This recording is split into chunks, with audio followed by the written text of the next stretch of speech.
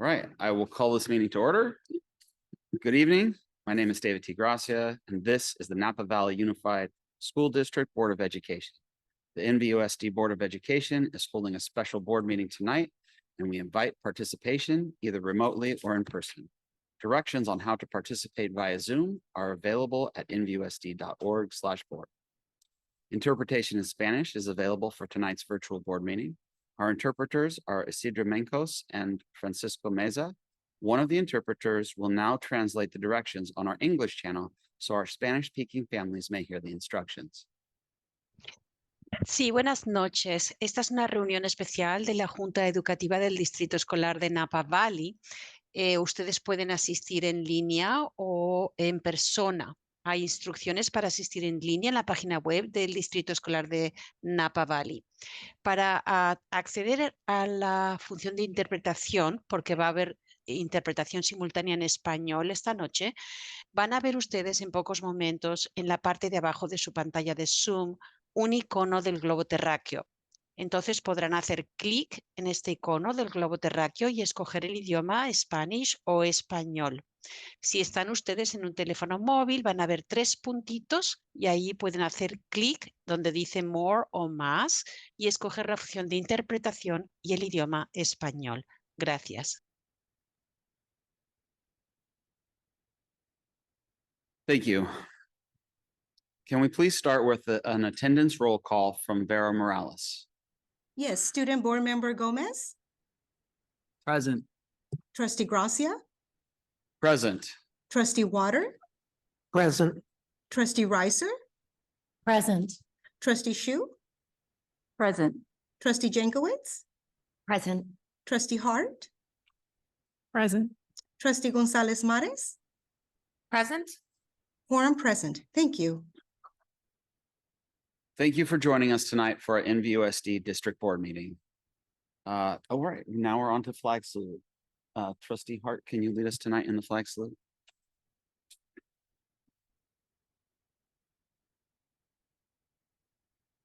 To the flag of the United States of America and to the republic for which it stands, one nation, under God, indivisible, with liberty and justice for all.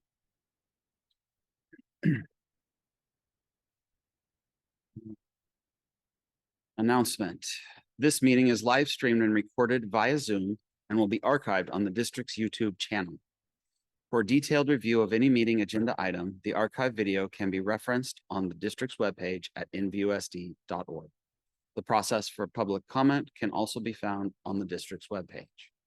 By way of reminder, there will be no public comment on non-agenda items tonight. We will have public comment only on agendized matters. All right. Item A3, approval of special session agenda. Move to approve. Second. First by Trustee Reiser, a second by Trustee Chu. Student board member. Aye. All those in favor? Aye. Aye. Motion passes. Item B1. Presentation by Instructional Services, B1A, Secondary Literacy Presentation.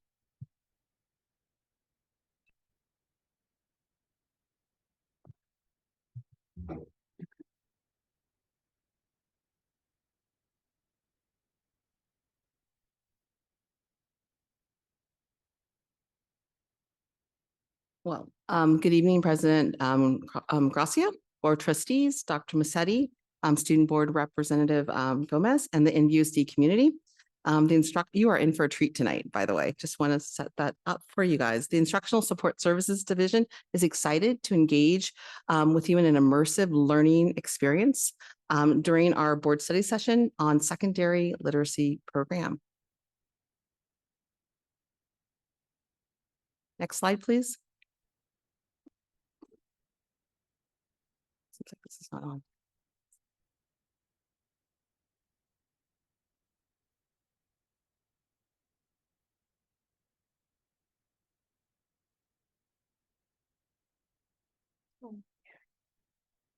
Good.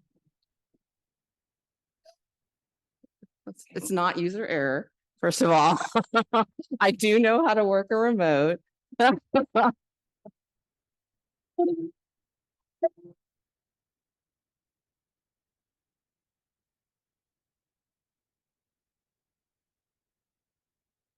Yeah. We'll see if we can get it to work, so. There we go, thank you.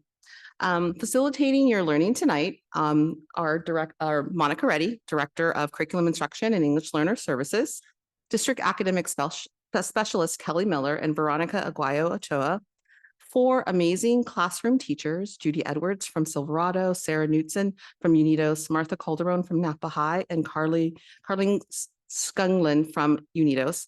And to finish off our presentation, we will have 4 students from Napa High School, or 3 students from Napa High School. So we are eager to hear from Carlos Santos, Mary Josa Castro, and Cristo Campos. So we're eager to hear them share a little bit about their experience learning in NVUSD. Next slide, please. As always, we want to connect whatever we're doing to our strategic plan. And this particular presentation aligns with strategic plan goal number 1, which is students learning achievement and access. And so that's what this program will do, this presentation will do. It also is aligned and supports board annual priority number 2, which is focused on high quality tier 1 instruction. And you'll see some of our amazing teachers share some of the instructional practices they use every day in our classrooms.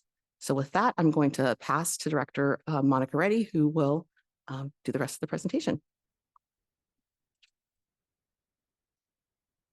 Thank you, Assistant Superintendent Andrew Jennings, and good evening, President Gracia, Board of Trustees, and Dr. Musetti.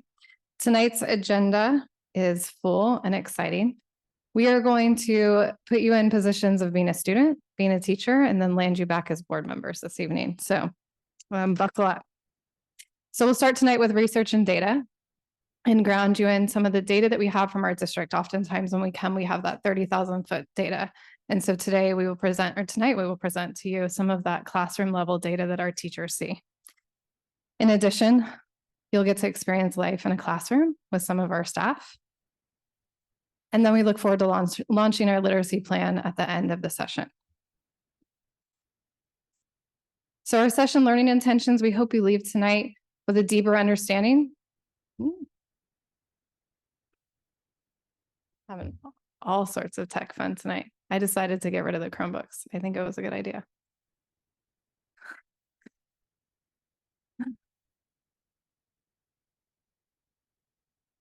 There we go.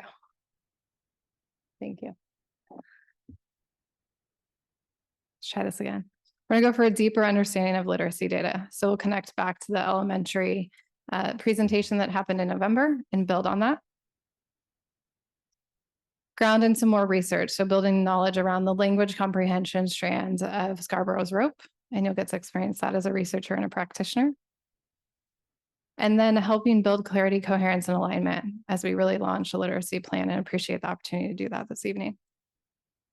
So with that, I'm going to turn it over to one of our incredible academic specialists to start us off around the data, and that's Kelly Miller. Thank you. So I want to help us work towards our first learning intention, which is to develop a deeper understanding of literacy data. We often see really, really big picture data. What do we see across the state? What do we see across the nation? But I want to take us a little bit deeper into what do we just see in a normal classroom in our middle schools and our high schools. So what I've done is I've taken one classroom, one period from one school, and put together a student roster with the information that any of our teachers would normally see when they're looking at 36 or so students in a class. I want to encourage you to look at this with a sense of curiosity and being a learner, because I'm going to throw a spreadsheet in front of you, and that can be a bit jarring. We'll be good. Look in the blue folder that's inside your white package. We have all kinds of goodies in there. In your blue folder, you'll see a page that looks like this: rainbow colored rows, columns, first names only. Without giving you a ton of explanation, I just want to give you some time to be curious and take a look at what a normal teacher sees. I'm setting a timer for a couple of minutes. I won't interrupt you. And when that timer is done, I'll ask you to answer. What do you see? What do you think? And what does this make you wonder? Enjoy a couple of minutes just looking at data.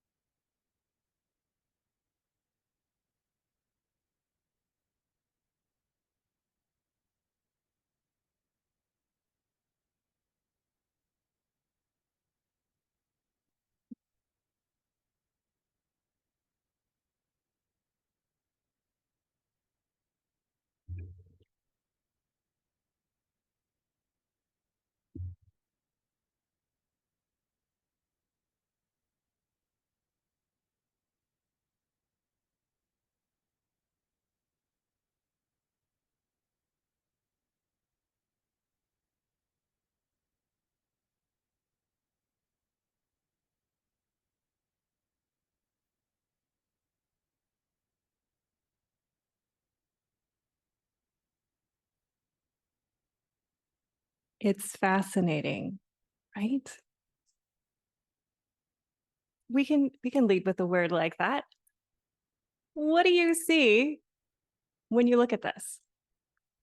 I'm going to go first because we have a lot of teachers here, so I don't want to follow a teacher, and I am not an educator. So I'm gonna take a stab at this.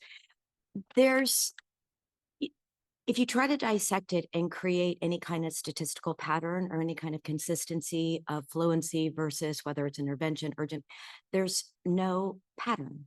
So it's difficult to kind of create any kind of, like I said, statistical relevance to anything, to build a platform or a plan, because everything is different. So if you look at, English only, and you go and you check, what is the star, their needs are very different. So it's so individualized per student. So it's difficult to, in my mind, again, not a teacher, to be able to create a plan that serves multiple students necessarily, because they're different in their learning and they're going to be different in what their needs are. So the no pattern is what I think is what I noticed immediately. Lack of pattern. Now the smarter people can go. And I thank you for going first, and thank you for speaking with a sense of wonder and curiosity. As a teacher, I'll say we often look at information like this with the same kind of conclusion. Like, wow, we have students with very different needs. Many of them in the same classroom for 5 or 6 classes a day. Your observations are right on point. What else? What does it make you think or make you wonder? I thought it was interesting when I saw that there were some places where we have a big red urgent intervention, and then on the right-hand side, it's standard, nearly met. We're almost there. I was like, okay, that's interesting. Or on watch, and then standard, nearly met. So it didn't seem like there was a direct correlation between the columns. It's interesting that you point that out. When we started using STAR as a district-wide screener, We were told, hey, this is a pretty good predictor of how students do with CASP. Most of the data that the testing services already used reflected that. And now that we have been using STAR for a few years and we have CASP, we see usually STAR is a pretty good predictor of how students will do on the CASP. But the words that we use to describe who's a level 1, 2, 3, or 4, for example, are different. You'll notice in STAR, it says urgent intervention. In CASP, it says standard not met. Teachers are faced with this on a daily basis. From your perspective, is the definition of those two things per STAR and per, are they vastly different? Are they moderately different? Are they interpretive? How do you take those designations and then properly assess and make them either work together or complement each other so you can get to whatever learning point you want to get to? How do you use that verbiage? I'm so glad you asked. We're actually going to take a look at the kinds of questions that we see on those exams today, because I'll say, just quite frankly, as a teacher, when I first started looking at STAR data versus CASP data, I was like, there's no way this can be the same, because students take days and days to take a CASP. They take a STAR in one class period. So there's no way the information can be the same. But what we have seen over a few years is that they're pretty similar, they're pretty predictive. And when we see something like, for example, intervention needed on STAR and standard nearly met on CASP, what that tells teachers is, okay, the student is not yet proficient, but they might be there with a little bit more growth. It means that they're close.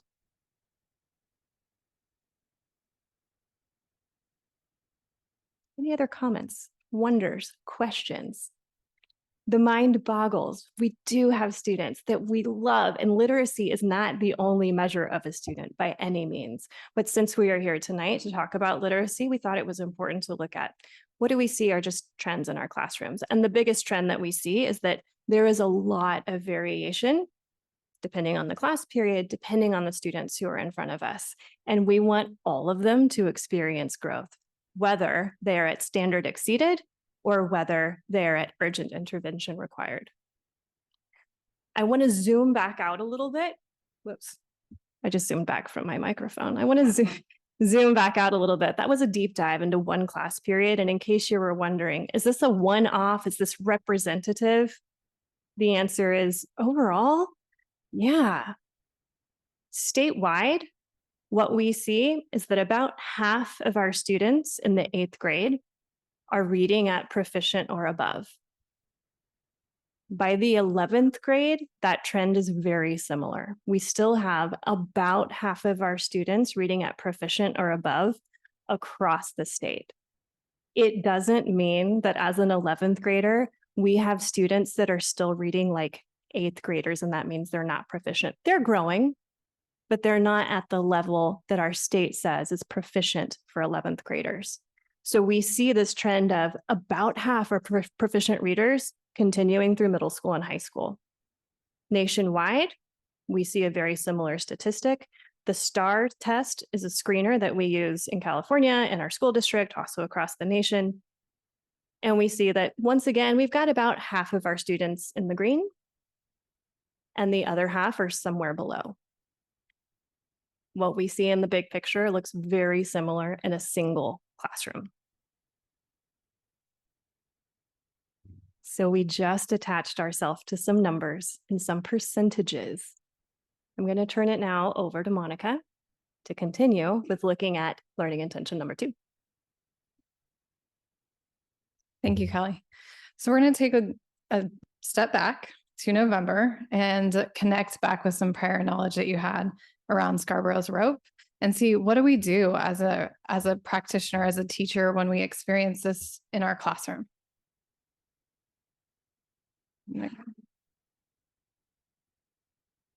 Okay. So in November, you saw Scarborough's rope. I want to thank our elementary team for doing a great job laying the foundation. We're actually going to have some of them come back up and join us. And with that, we want to take a moment and just have you reflect. Look at that. You have in front of you a placemat. It has the rope on it.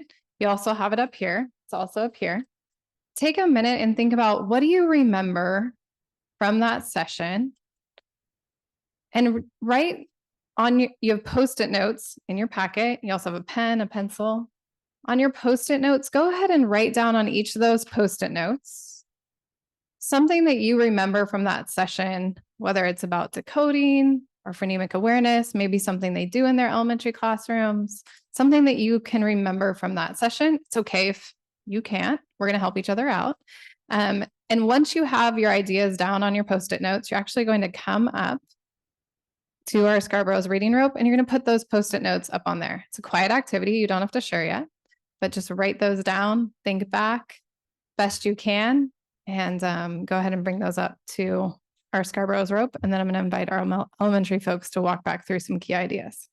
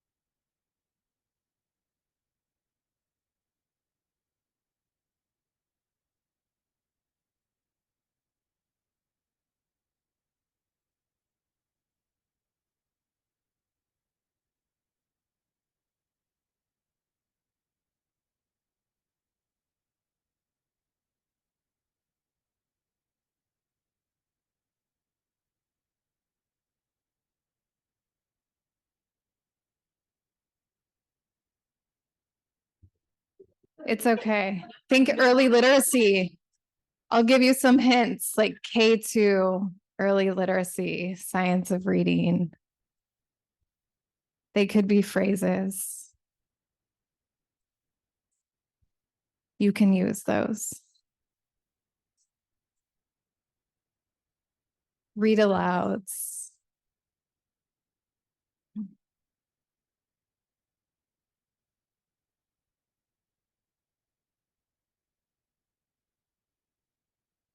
And whenever you're ready, even if it's just one Post-it note, go ahead and put up there, and our elementary team will help us. I promise.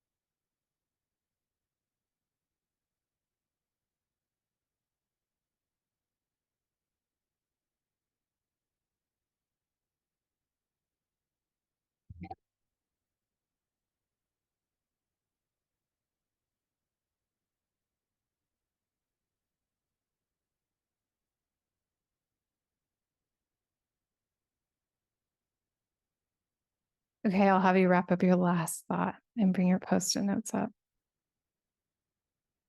It's okay if you don't have everything. Amazing overachievers.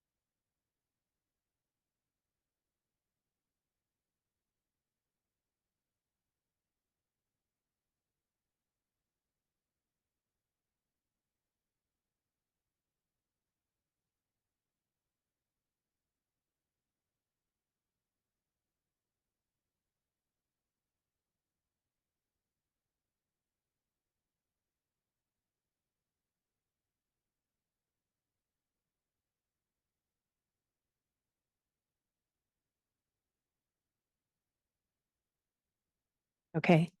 Okay, they're going to take a minute and help us access some of our prior knowledge and build some of our background knowledge. Okay, we're just going to touch on a few of these great ideas that are up here. We're touching back to that background knowledge from November.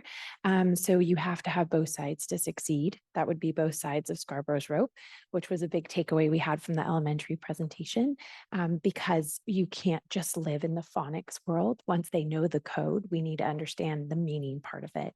So that was a really big part that we hit on in talking about the K-5 pieces. And then when we started shifting our focus to 3.5, we shifted our focus to the top part of the rope, focusing on language comprehension. And there were a couple post-its talking about that instructional read aloud, how it really is a really great tool to use to build that background knowledge, because that's a huge part of building this foundation of becoming a skilled reader. And you know, as Carly started to mention, it's a rope. So these all have to weave together to make a strong reader. And if just one of these components is weak, it's going to affect the strength of the reader as a whole. So whether you're a kindergarten teacher or a 5th grade teacher, or, you know, even sometimes as we get into secondary, we have to tend to all of these, because if there's a gap in one, it's going to affect the strength of the reader as a whole. Yeah, someone said it well, was reading is twisted and occasionally develops knots. Very, very, very nice synthesis there. Okay, thank you, elementary team. Anything else you think you want to add? We good? And thank you to our board. Great job activating your prior knowledge.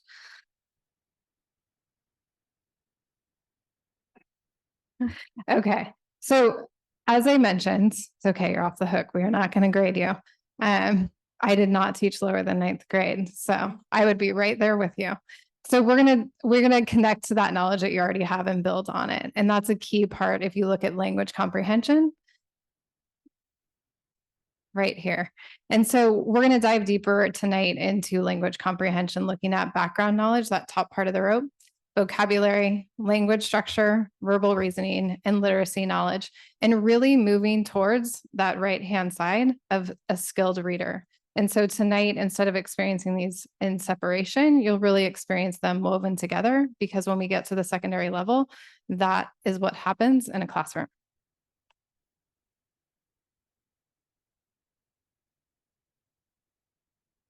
Having a hard time with the direction of the clicker. There we go. So what do those terms mean? We're going to try and build some common knowledge around what those terms mean. So when we say background knowledge, prior knowledge that comes into play. We're going to learn a little bit about how we build that and why we build that and why it's so important to literacy. Looking at vocabulary, words and parts, and how important it is to gain that vocabulary over a period of time because it builds. Language structure, so the way words are arranged in a sentence. When we talk, you hear that word syntax. You'll also connect that to language structure, and you'll actually get to do an activity tonight around that. Verbal reasoning, so the ability to make sense of what is read. You may be looking at different inferences or types of text and making assumptions about that. And then last but certainly not least, literacy knowledge.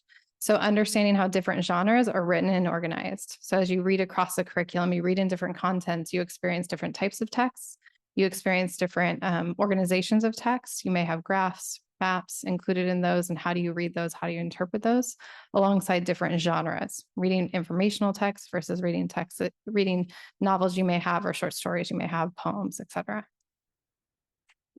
So tonight, as we go through this and we reflect on our strategies, the reason why you have a placemat in front of you is to go through and make connections to how are we building this in a secondary classroom. You have an expo pen in your pocket, looks something like this. You also have a placemat you can write on. So tonight, a chalk talk is a way of building background knowledge. You can use a chalk talk for many different types of activities. Tonight, we used it as a low stakes. You didn't have to share. You didn't have to communicate. No one knows who wrote what. And so oftentimes when a student walks into a classroom or you're trying to gain access to prior knowledge in a low stakes type of way, hope it felt that way, in a low stakes type of way, that you can access that knowledge and share it and then build as you learn from others. You saw our elementary team come up, they took what others knew, they built on that, and they added to students' knowledge or to your knowledge this evening. So as you go throughout this evening and you experience some of these strategies, you have the opportunity to write down on your, I'm going to show you over here, write down some of those strategies. So I would look at background knowledge, and I'd write down chalk talk. So I'm going to do that right now.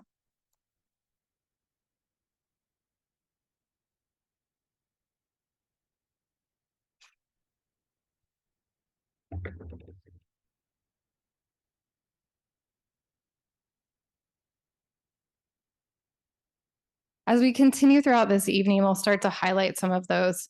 And what you'll notice is that they'll overlap, and you'll start to see and feel how that rope goes together. Now, the session's titled Literacy. So you might be wondering why we're spending a lot of time talking about knowledge. And later on, you're going to hear a lot about writing. And so we are going to actually talk about and turn it over to a researcher that's been highlighted in this field as we look at language comprehension, especially at the secondary level around the knowledge gap, and build that connection between what does knowledge and writing really have to do with literacy.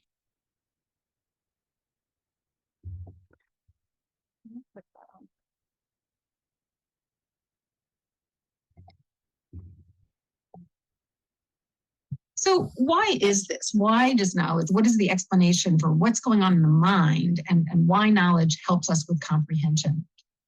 It has to do with the way we take in new information. And this is a diagram of processes in the mind. The important box here is this one labeled working memory. So that's the aspect of our consciousness where we're taking in new information, making sense of it. And the important thing to know about it is it's very limited. It can only juggle maybe 4 or 5 new items for about 20 seconds before it starts to get overwhelmed. We start to forget things, and we don't have the capacity to understand the new information or analyze it. There's a way around the constraints of working memory, though, which is that last box on the right, long-term memory. If we can just withdraw information we already have in long-term memory when we need it, then we don't have to juggle that alongside the new information in working memory. So if you already know about baseball, you're reading about baseball and you already know what a double play is, you don't have to think about what does that mean. You don't have to go look it up. You have more capacity in working memory to think about the new information, whatever you're reading about. But there are a couple of tricks here. One is we have to first, and that burden on working memory is called cognitive load by scientists. So we have to, first of all, transfer new information from working memory to long-term memory. We also have to be able to retrieve that information when we need it. So what helps with transfer is to attach meaning to the information, maybe by explaining it to someone else orally or in writing. And what helps with retrieval is practice. The more you practice retrieving an item of information, the more likely you are to be able to retrieve it when you need it. And again, a good form of retrieval practice is explaining information to someone else orally or in writing. And that's going to come up again. So remember that. But let's move on to how knowledge affects scores on reading tests. We know there are gaps between certain student groups on reading tests, particularly between students at the upper and lower ends of the socioeconomic spectrum. So where does knowledge come into this? Well, passages on reading tests, like any written text, make certain assumptions about what the reader already knows. Writers don't explain every term they use because it would make their writing very tedious. And of course, the passages on reading tests are not connected to anything kids have learned in school. They're really designed to avoid those kinds of topics because the idea is, well, we're not testing their content knowledge, we're just testing their general reading comprehension ability. But of course, if you don't have enough background knowledge to understand the passage, at least at a superficial level, you never get a chance to demonstrate your ability to find the main idea or make inferences or all those things reading tests purport to measure. So I'll give you an example of what that looks like in real life. Here's a passage, a release from a released item that was on a 3rd grade standardized reading comprehension test. In one of the most remote places in the world, the Canadian Arctic, a people have survived over 1,000 years. They are the Inuit. For the Inuit, the Arctic is a place teeming with life. Depending on how far north they live, the Inuit find everything from caribou herds and polar bears to beluga whales. Now, to us as educated adults, this passage looks pretty straightforward, but there are a lot of words and phrases here that many 3rd graders are unlikely to know, even if they can decode all of these words. And if you're missing that information, the passage looks like this.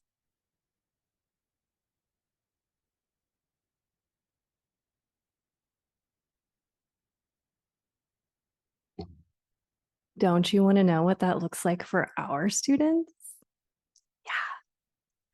Yeah. I want to set your purpose for reading something. And the reason I'm going to do that is setting a purpose for reading and knowing what we're reading and why we're reading it is a part of verbal reasoning. It's also an important part of literacy knowledge.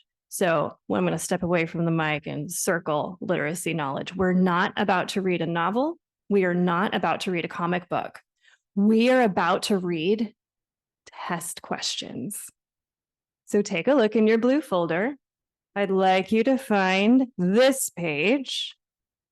Natalie Wexler was kind enough to share a park question with us. We don't use that in our district. It's not as relevant. What we do use is STAR as a screener and CASP as an annual assessment. So when you find a page that looks like this, you'll know you're in the right spot.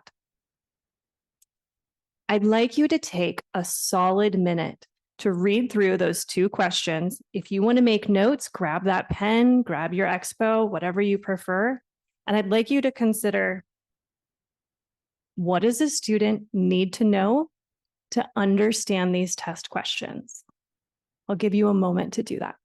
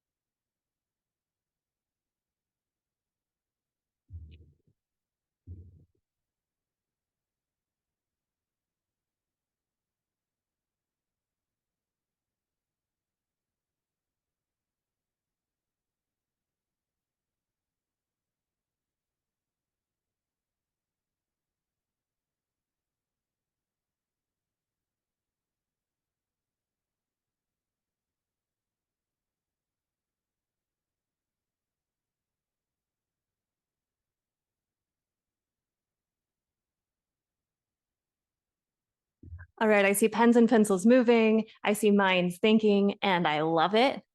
I'd like you to lock eyes with an elbow partner. It's not rocket science.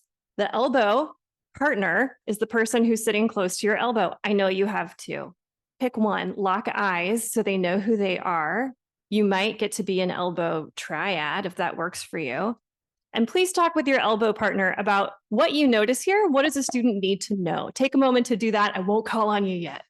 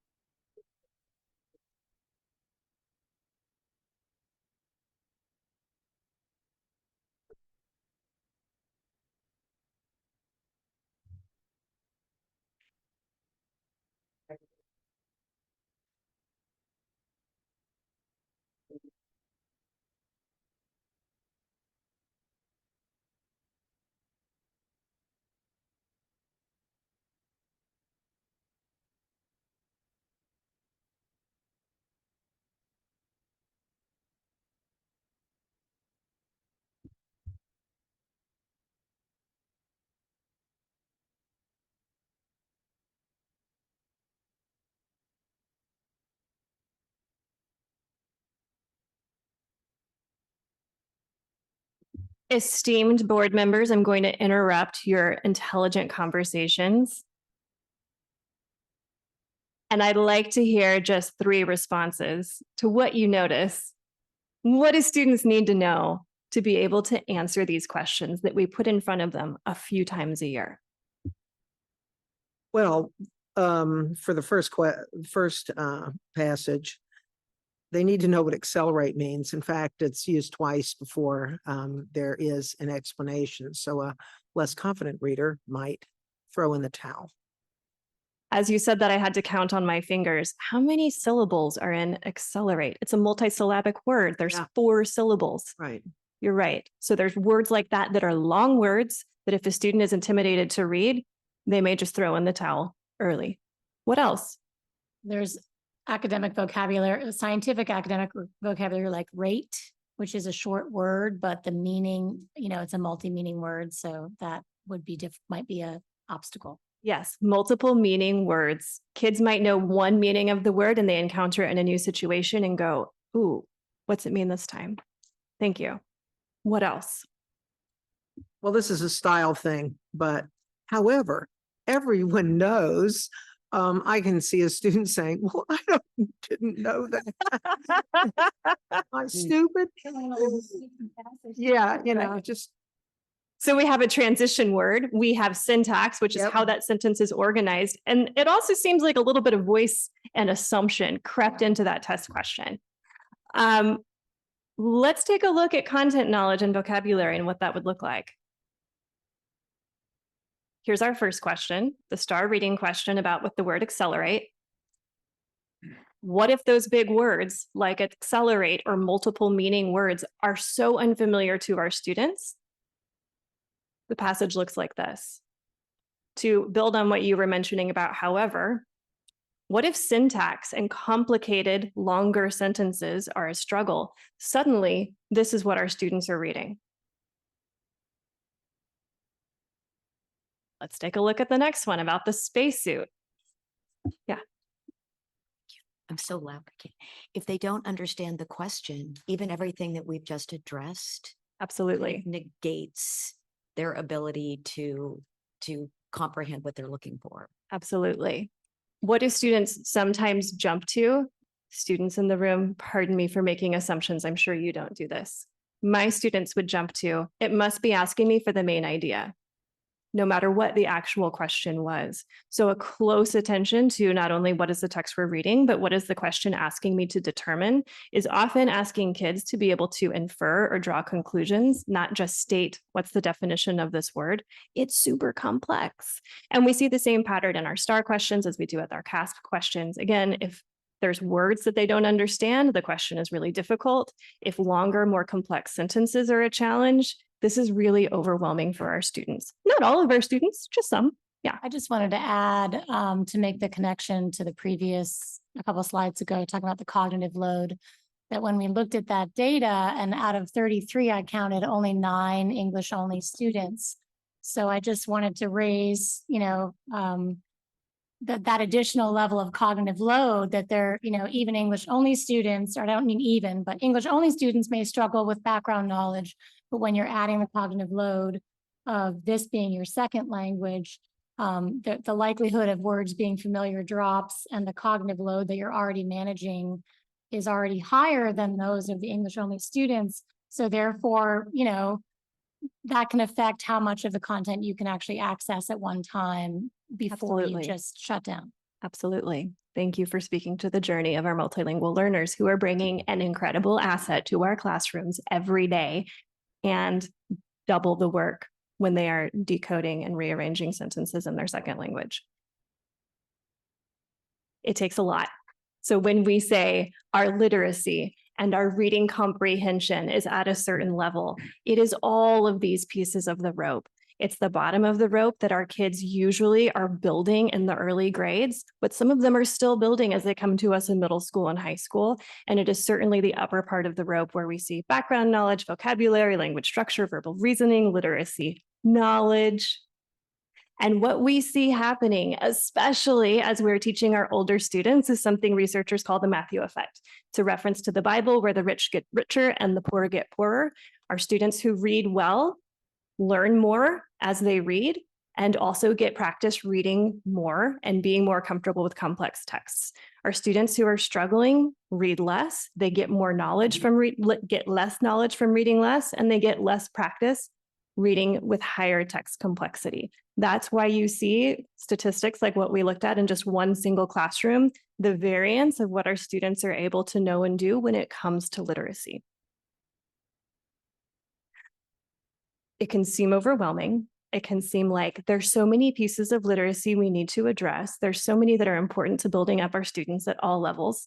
I'd like to call out the importance of writing as an English teacher. It's something that's really important to me. And what we do know is that when students write, It addresses some of that cognitive load for working memory because it requires students to retrieve what they've just learned in a class. And it doesn't have to be language arts class, it could be any class, but committing something to memory requires retrieval. Writing also improves fluency, which is the ability to read aloud and read fluently. It improves reading comprehension and students' ability to recognize the words they're writing with later on when they encounter them in a text. I need to pass it on to Monica Reddy. Monica. Thank you, Kelly. So we know that building skilled readers is no small task. So we want to take a look at the time a student spends in their day and talk about how we build literacy within our own classrooms before handing it off to our teachers. If we only focused on language comprehension in our English language arts classes, our students would have 49 minutes a day at the middle school level. If we leverage that and look at literacy as a team sport, which you'll see tonight, we maximize the time that students spend reading and writing to learn. Granted, 355 minutes, it does have lunch, it does have break, it has aspects of play and performing arts. If we can add science, social studies, math even at times, and in other subjects, we maximize our students' ability because they're being exposed across the content. The same holds true at high school level, even though their day is longer.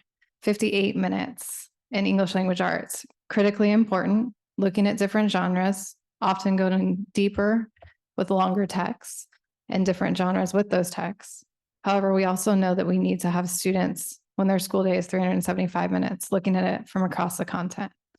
So, given that, tonight your experience is going to be in science with one of our newest curriculums. So I'm going to hand it over to our team of teachers. It's been 11 years since I've been in the classroom, so I shouldn't be the one up here teaching. And they are going to build your knowledge of language comprehension as teachers and putting you in the role of students.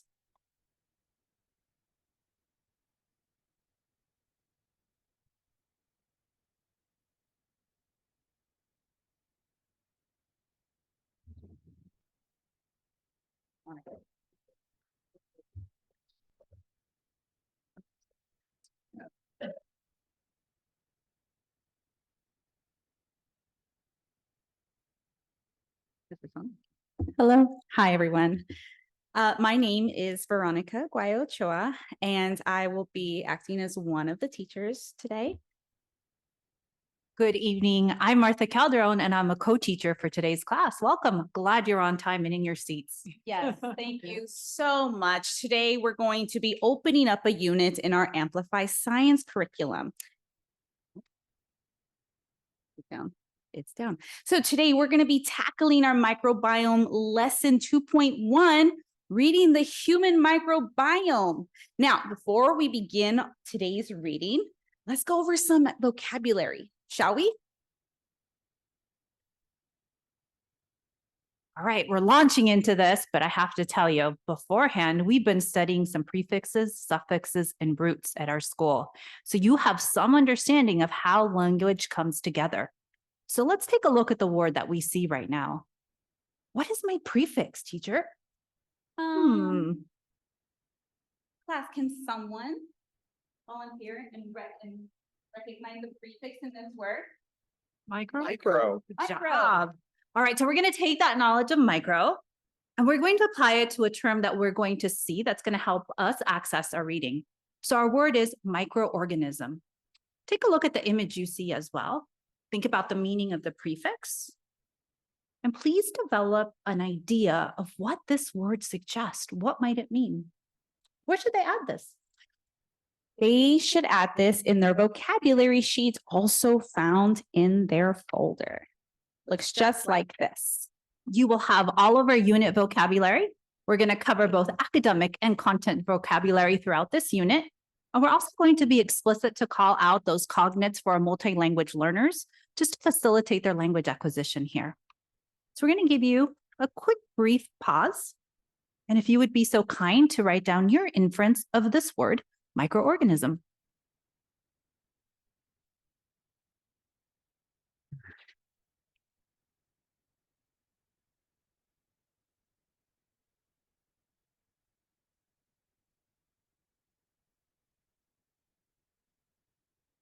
We'll give you about 30 more seconds.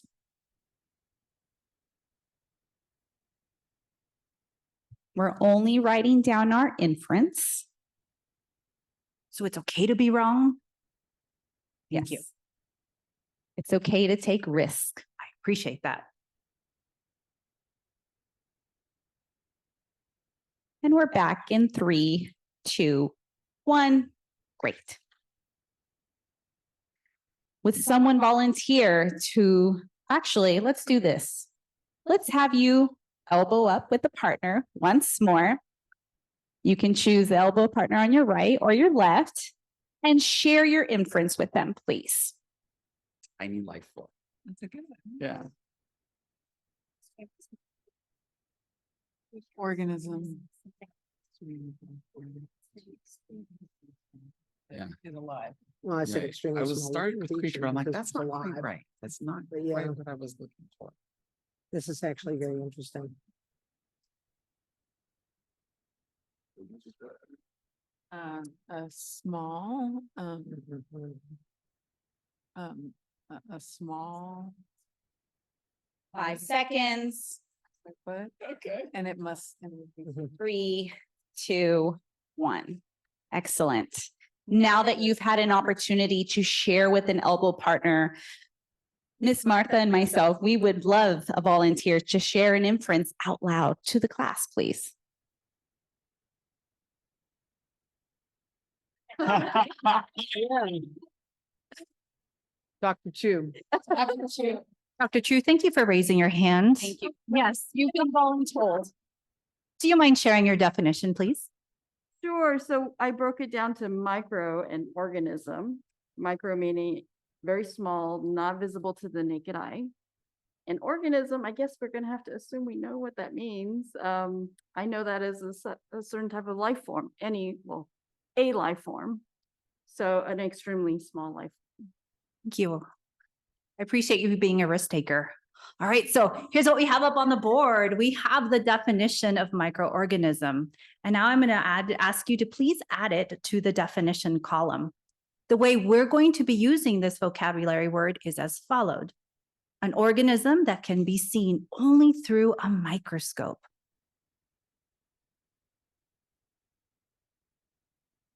And you are certainly right, Trustee Chu. An organism is that living thing, being. So let's do some practice. Everyone, please repeat after me. Microorganism. Microorganism. We're going to say that one more time. Microorganism. Microorganism. Excellent. So let's double check our vocabulary sheet. We all should have an inference. We now all have the official definition that we will be using as a class. And under the image box is where you will draw a picture, create an image of your own understanding of what a microorganism is.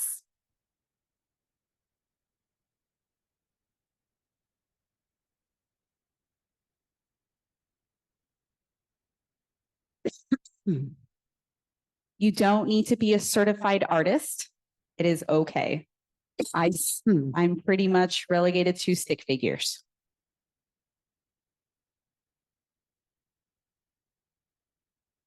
Perfect. So we hope that this image and this review helps you better understand the term that we will be using not only before, but during and after our lesson. If we had more time with you all, we would have done the same procedure with all of the different vocabulary words that have been identified. All right, now we're going to move on to our active reading portion.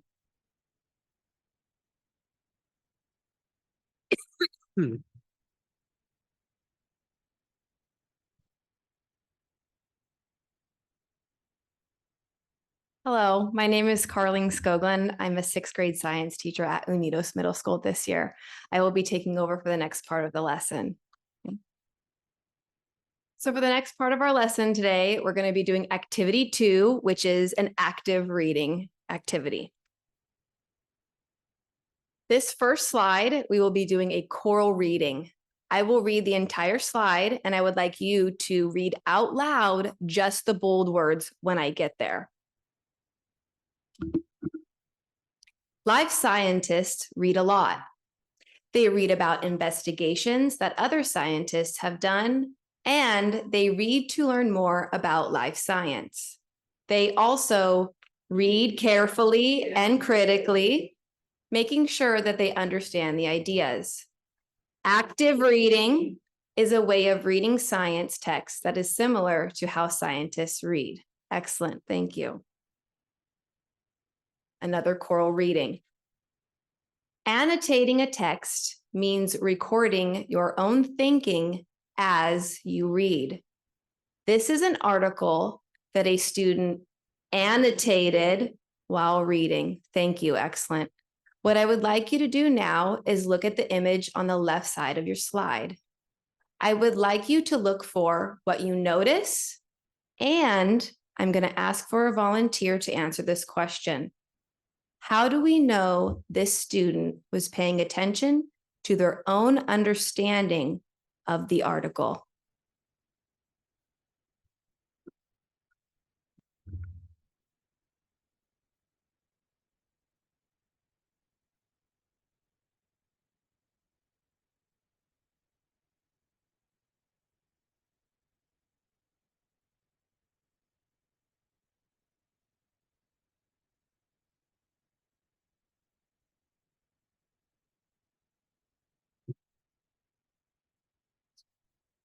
Okay, what do we notice? Do I have a volunteer?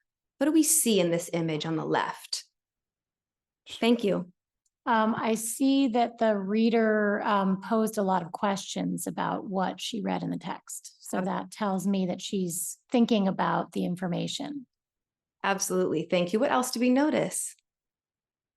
She highlighted microbiome, microorganisms, digestive system, that indicating that these are things that she felt were important to know. Thank you. Absolutely. And she put some things into her own words to suggest that she was her level of understanding. She wanted to put it in her own words. And then I loved at the end that she framed that as big idea and had some concluding remarks and thoughts. So. Thank you for those thoughts. This is an example of an annotated reading. This next slide, go ahead. Can I ask a question? Yes. So is this an example of what is done in our classrooms? So this is, okay, And you will be annotating an article today. Great. Okay. Good question. Thank you. Next slide. Okay. So here's an example. Here's an example of how annotations can look in a digital version of the article. Okay.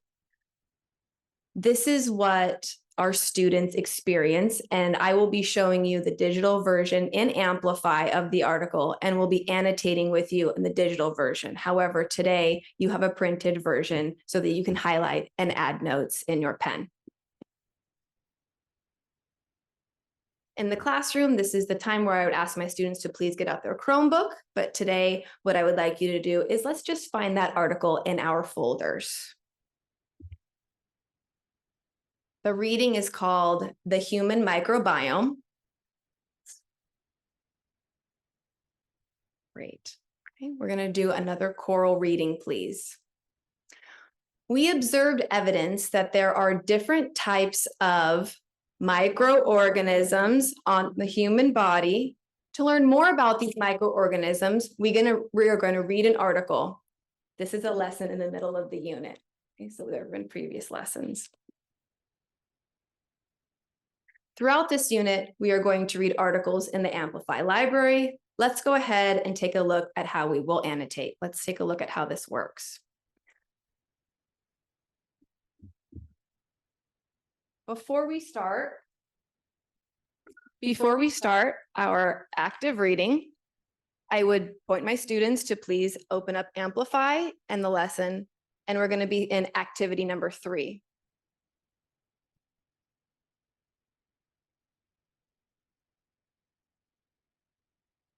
We have a vocabulary word here that looks very familiar to you, as we have learned this in a previous lesson. If you could please repeat after me. Microbiome. Microbiome. Do I have a volunteer to please read this definition of microbiome? Sure. of all the microorganisms that live in a particular environment, such as a human body. Great.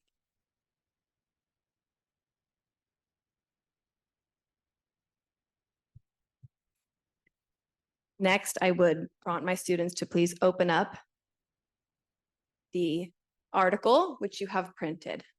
Please give me a thumbs up if you have this in front of you now. Great. I'm going to go ahead and model active reading. I'm going to show you how to annotate to show your thinking, like the examples. I'm also going to show you some strategies you can use, like asking questions about what is read, making connections to your own understanding, and then identifying some challenging words. So first, we'll read the article title, and then we will also read the title of the first section.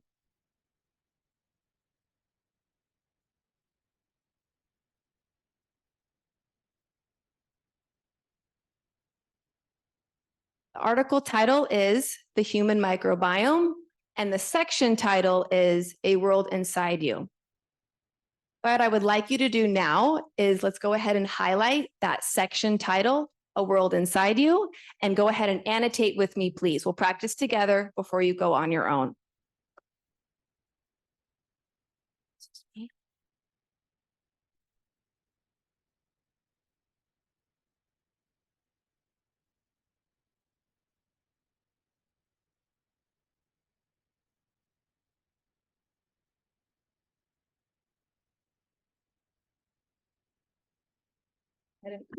Go ahead and highlight A World Inside You. Students using Amplify.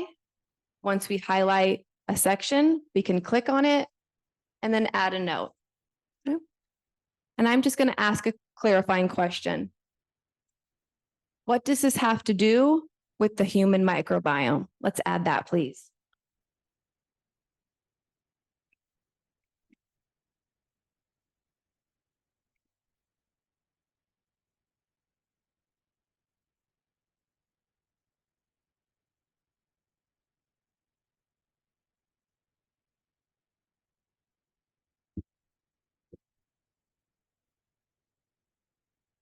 Go ahead and save your annotation.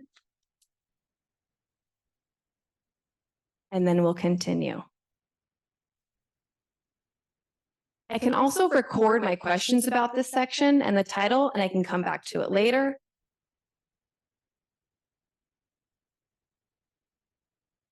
And then let's go ahead and read this very first paragraph. Do I have a volunteer to read this first paragraph? There's a world filled. Thank you. There's a world filled with strange creatures. The creatures of this world are invisible, and they're not human. Aliens sometimes threaten to invade the world these creatures call home. Thank you. So there's a word in this first paragraph that I recognize, but I'm not sure why it has to do with the human microbiome. Let's go ahead and highlight the word aliens.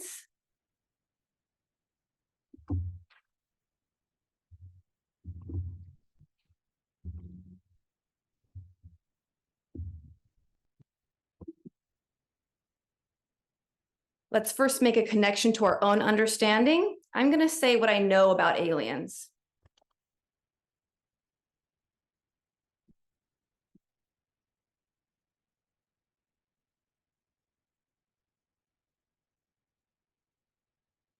So I know that aliens are from a different planet. Okay, I made a connection. How are aliens associated, though, with the human microbiome? That's my follow-up question. Let's go ahead and add that annotation, please.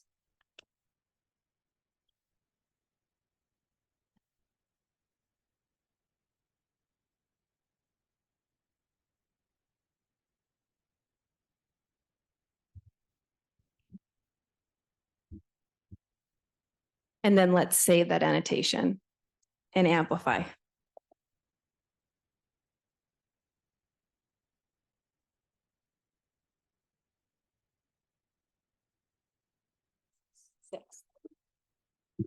Now remember, I can highlight those challenging words like aliens to remember to come back to them if we find out the answer. Now, as you read later on the article, you might find the answers to your questions that you have posed at the beginning. You can, once you save in Amplify students, you can go back and you can add a note, okay? And then save it again if you would like to edit that.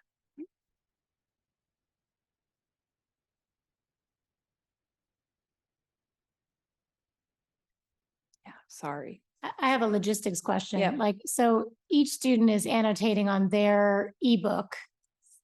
Do you, as the teacher, have access to how they annotate their version?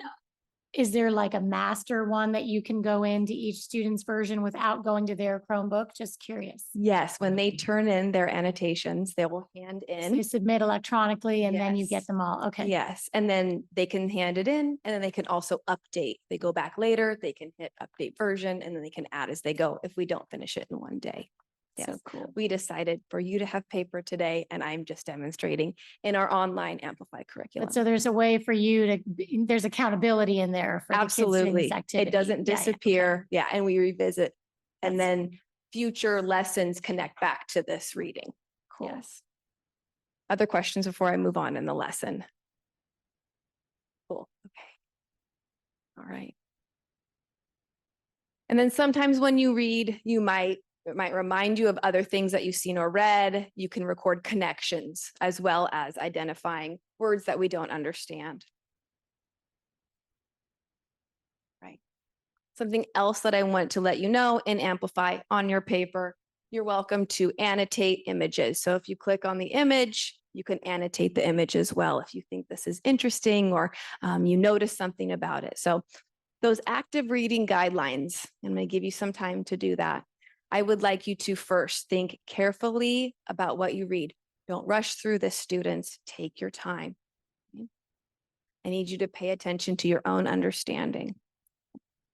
As you read, we're going to annotate the text. That means highlight and add notes. Please don't highlight just to highlight. If you're going to highlight, add a note, please. Okay? I need you to look at all the visuals, and if you feel like you would like to annotate, please do so. And then after you read, we will discuss this with table partners, and then we are going to share with the rest of the class. Okay? So we will be doing that after you have time to annotate. Now, normally I would give plenty of time period for my students to do this. For today's time period, we're going to do 4 minutes. If you could please read that article for 4 minutes, and then Mrs. Knutson's going to jump in with the discussing annotations when you're finished. Let's go ahead and read silently and annotate now. Thank you.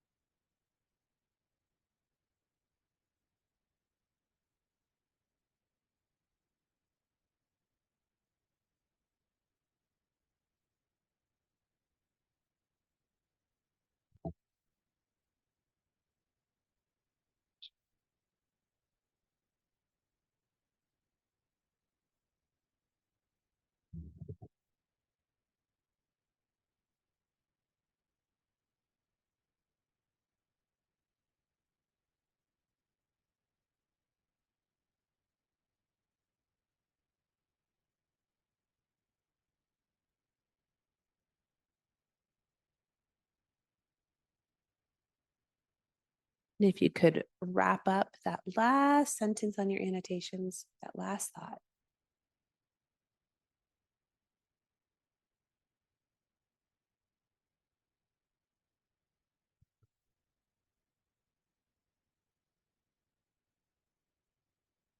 All right, thank you and good evening.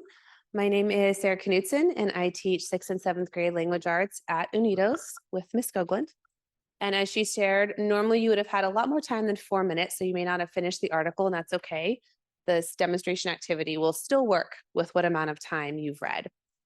So at this point, we are going to transition to the discussion piece using those annotations that you created. So one of the things we really find with literacy strategies, especially in secondary education, is even our really active readers, our really high level readers, the book lovers, have a tendency to read something and then put it away. And then they're not absorbing it. So these annotations aren't just for you to put away and think about much later. We're going to process that conversation.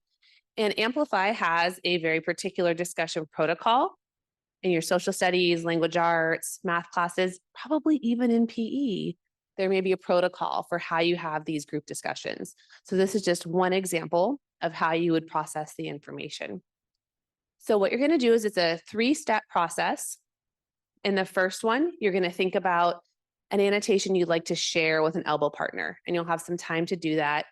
And in Amplify, you would be typing in a hashtag and share. Since you have it on paper, we are going to ask you to write that hashtag and share because that'll be a visual cue for you when you're sharing with a partner. So you'll have that little notation for yourself. Then as you discuss an annotation with a partner, you're going to hashtag discussed. So you have that visual. And you asked about if we can see these as educators, we can see these in a number of our programs. So this also serves as a visual cue for the teacher in the classroom as well. When you've submitted your annotations, we can see what things you shared, what you discussed as well. And then finally, you'll choose one of your partnered annotations that you feel like you would like to share with the group as a whole. A question you had, a piece of vocabulary that you found fascinating, a connection you made to your own life or to another content area. This is just you processing the information and how you discussed it with a partner. Do we have any questions about that before we move forward? All right, so your first task, I think we have a timer up there. You'll have 30 seconds to choose which annotation you want to share with a partner. So this doesn't have to be the one that gets said out loud, but you're doing some thinking for yourselves.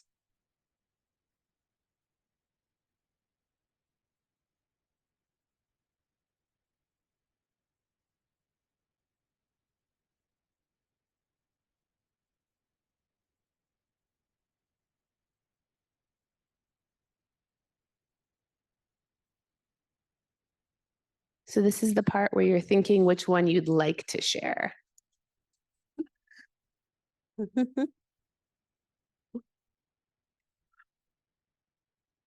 From the sounds of things you're ready to share.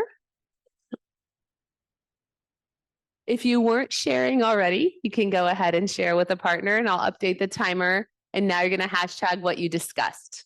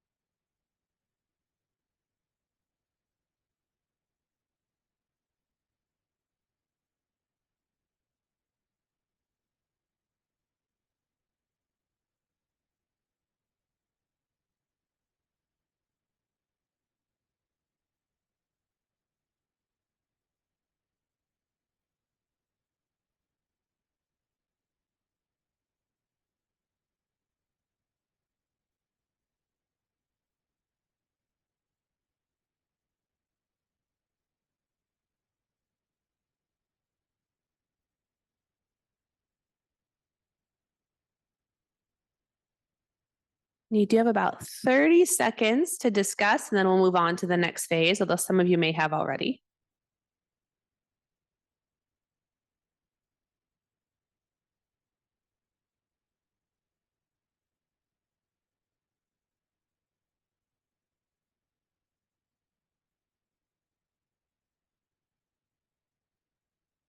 I'm hearing some really awesome conversations. I'm going to pause you a little bit early because it sounds like you're ready to pick the one that you would like to share with the group.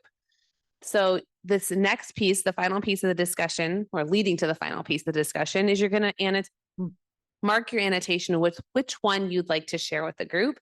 And this is also a good time to decide which partner is going to share.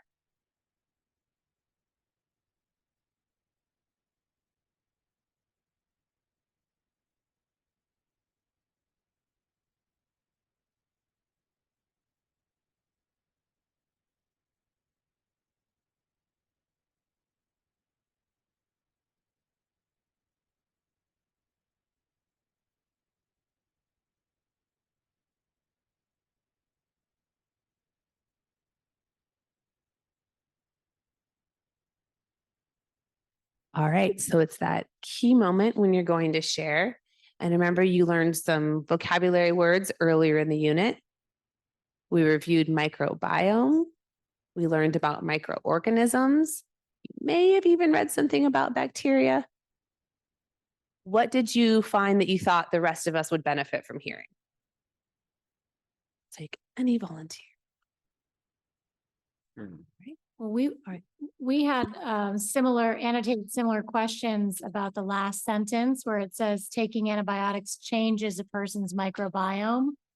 So we really just had more questions about, well, everyone in this room has taken antibiotics. So how do you change it back? And if the change is bad. So really it made me want to learn more. Those are some excellent questions that could drive some future learning in future units. And also, plug for language arts here, we might also discuss some of the roots in those words right there in antibiotics. Yes, exactly. And so we would have possibly learned that in our 6th grade language arts class as well. And so you might bring in some of that knowledge and continue to have deeper questions. Absolutely. Thank you. Anybody else had a question or a comment or just a fact you found interesting? My take was a little different. I was like, oh, the antibiotics, they're the heroes. They kill off all the bad, bacterias that we don't want, like sinus infections. Mm-hmm. And then I thought that it was worth to kill a few of the good ones to get the bad ones. Sounds like a really good opportunity for a deeper dive into some additional content around those topics. As an adult reading this and being familiar with the vocabulary, the content begs for a deeper dive and for additional questions. When you use verbiage like most are made of a single cell, then you start to think, well, what do multiple cells look like? And is there regeneration? And then they talked a little bit later in the article about how they can come back differently. Once they become an infection and they take antibiotics and then they come back in a different form. So most of the content allowed for additional questions that would not only enhance what you're reading, but for a child, that's where that overused expression love of learning comes, that they feel engaged with it, that it's written in a way that allows them to want to ask more and yeah, curious, but simply enough that it allows them to extract the concept and to create valid questions, as opposed to being so difficult to understand and retain that they don't know how to kind of form the proper question. So I thought a lot of our smaller articles are kind of learning snacks, right? That encourage that desire for the meal later on down the line. And you're all pretty excited about this article. When we practiced, a number of us who haven't taken a 6th grade science class in a long time were also fascinated by a lot of the information in the article. So you can imagine. Some of it's disturbing. Eyelash mites. Yep. That's what we stuck on for a while. You can imagine 36 hungry little brains engaging with this material and really wanting to learn more. And so there's that hook and that buy-in. And in this process, when you go through this and it's annotated online, and do the children have the ability then to discuss after they all do this kind of individual process they see it, but what do they just also like this. share as a group? Yes. So that Yeah. So we very much, when we're having these kinds of conversations in our classrooms across the content level, they're not just annotating and putting it away. They're annotating and discussing, or they're annotating as we're reading an article together. just as Carling led us, where she put some samples and then you did some of the lifting on your own. So that I do, we do, you do has not gone away. It is very much still a part of the secondary classroom. Anyone else? I know we already talked about the eyelash mites a little bit. Anything else? Just to get, the bigger picture, just these examples that we're experiencing of the elbow partner, turn and talk. This is, I'm sure upping our high quality engagement ratio that we're having, because it's flipping that old model that we are moving away from, of the teachers up there telling and telling and telling, and the kids are writing things down, but they're, talking about getting it into that long-term memory. The turning and talking about it is part of that too, of integrating it into your understanding. So it's just nice to experience it and see how many opportunities the kids are getting to really wrestle with the information themselves with their peers, as being such an important step. And to process and to sometimes teach each other. And it's that guide on the side versus the sage on the stage most of the time. The less we talk, the better. They can process it a lot more. We were talking about how we liked how this was presented, that the child's, the individual's body is this complete world. And I was thinking this would appeal to an extremely imaginative person. Also a person who occasionally feels powerless. It was an interesting way of looking at it. And in each of the middle schools, we can tie this into other curriculum as well. At Unidos in particular, we can tie it in using our artful learning strategies. And so really driving into the multimodal learner and all of the different learning styles to help develop those literacy skills that are beyond simply reading the words on the page. Well, thank you so much. I'm going to actually pass on our next section to Judy Edwards. Well, that change happened. I did have a question though. As you go through this though, and then you have this situation of you lost me at certain words, then how, I guess that could take the whole section here, but like, how does that get worked out? When I don't think most classroom teachers would have stood here while you read. We would have been in and around the classroom. And this is middle of a unit, not first day of school. First day of school, we're still getting to learn each other, learn a lot about each other. But my students in particular, even the quietest ones, if I'm circulating, will stop me and ask a question. And also I believe in Amplify, and Carly can correct me if I'm wrong, you can actually click on some of the words in the vocabulary online and get a definition. And again, that doesn't necessarily mean you can process it fully, but you have a resource that you can use. And I've been teaching for 13 years, and ultimately students do ask each other a lot of questions. And so then we hone down to a very small number of students who really, really are struggling and aren't comfortable asking the question. And so then we can implement some different classroom strategies, small group instruction, some one-on-one instruction. A number of those students are receiving additional services. And so we kind of can narrow down, and we know our students very well, and we can figure out how to pair them with particular partners. Here you got to choose each other, and that's not always what's happening, or you're choosing, but you're very intentionally assigned at a particular table where we know you're going to get support, or you're very much on the edge of the classroom where you'll be able to catch my attention.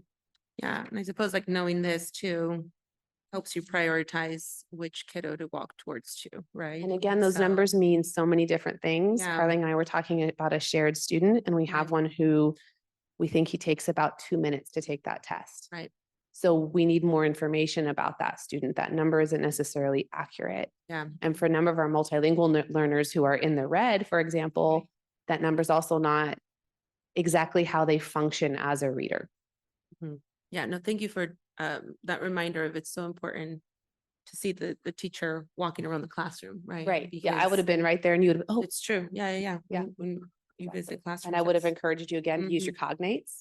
If you were a multilingual learner, or referring back to are there roots or vocabulary that we've learned in the past, Mhm. activating that prior knowledge and that internal personal knowledge constantly. Okay, thank you. You're welcome. Are there any students that resist the absolute destroying and making a mess of the article, just marking all over it? Well, we mix between the online copy and the paper copy, because students learn differently. So in my classroom, we go back and forth. We're not always doing the same thing. I love that Carling shared, please highlight only something you're going to comment on, because we have students who just really love highlighters. That's right. Alternating Color colors. all over the page. So giving that instruction was helpful. There are some, actually had students today, we're working on a reading map for a book that we're reading. And they're like, are we allowed to write on this? Like, absolutely, that's yours, that's your draft. And I have a clean copy if you don't like the way it's going for you. So I haven't personally had that. I've had students pull out their 19 different pens so that they can do it exactly the way they like. One thing I would just add is that when you're doing an activity like this annotation, it's hard to get really far behind and lost because the activity is demanding that you try to make sense of it. So when the thing that I love about this kind of interactive reading is that those kids that are like, whoa, these, I've not recognized a lot of these words. With other strategies, it's much more common to have a student just shut down, and then that gap gets wider and wider. But when you have a structure like this, where you're turning to a partner, the teacher is going to see what you annotate. There just are more kind of nets to catch that confusion, so that it doesn't become a shutting down and a really getting left behind. And additionally, at most of the sites, I know at Unidos, we're having these conversations constantly. We're having one about a particular student. Has anyone noticed X? And then we try and make that net a little more closely woven so we can support those particular students. You do just because today I was in classrooms, I visited Napa Junction and Donaldson Way, and I happened to hit classrooms during the language arts block. And just so that the board knows, and connecting to what the elementary team had done earlier in the elementary study session, is that our elementary language arts curriculum actually has the consumables where the students do annotation. So I was in so many classrooms this morning where third, fourth, and fifth graders were using the consumables and annotating. So I think it's important to know that the concept of annotating and interacting with the text and deconstructing it in that way is being taught as a process early on, as a piece of that kind of, the language comprehension segment of the rope with our youngest learners. So hopefully when they come to this complexity related to the content, they're at least familiar with process. And as a dual immersion parent myself, I have a second grader and a fifth grader. I can absolutely verify that and what they're doing to take those annotations and process to reading comprehension questions. And then my second grader wrote an essay about elephants this year. And it's very, very incredible what our elementary teachers are doing to prepare them when they come into middle school. And I am seeing that as a sixth grade teacher, what they come in knowing, and I remind them that I know.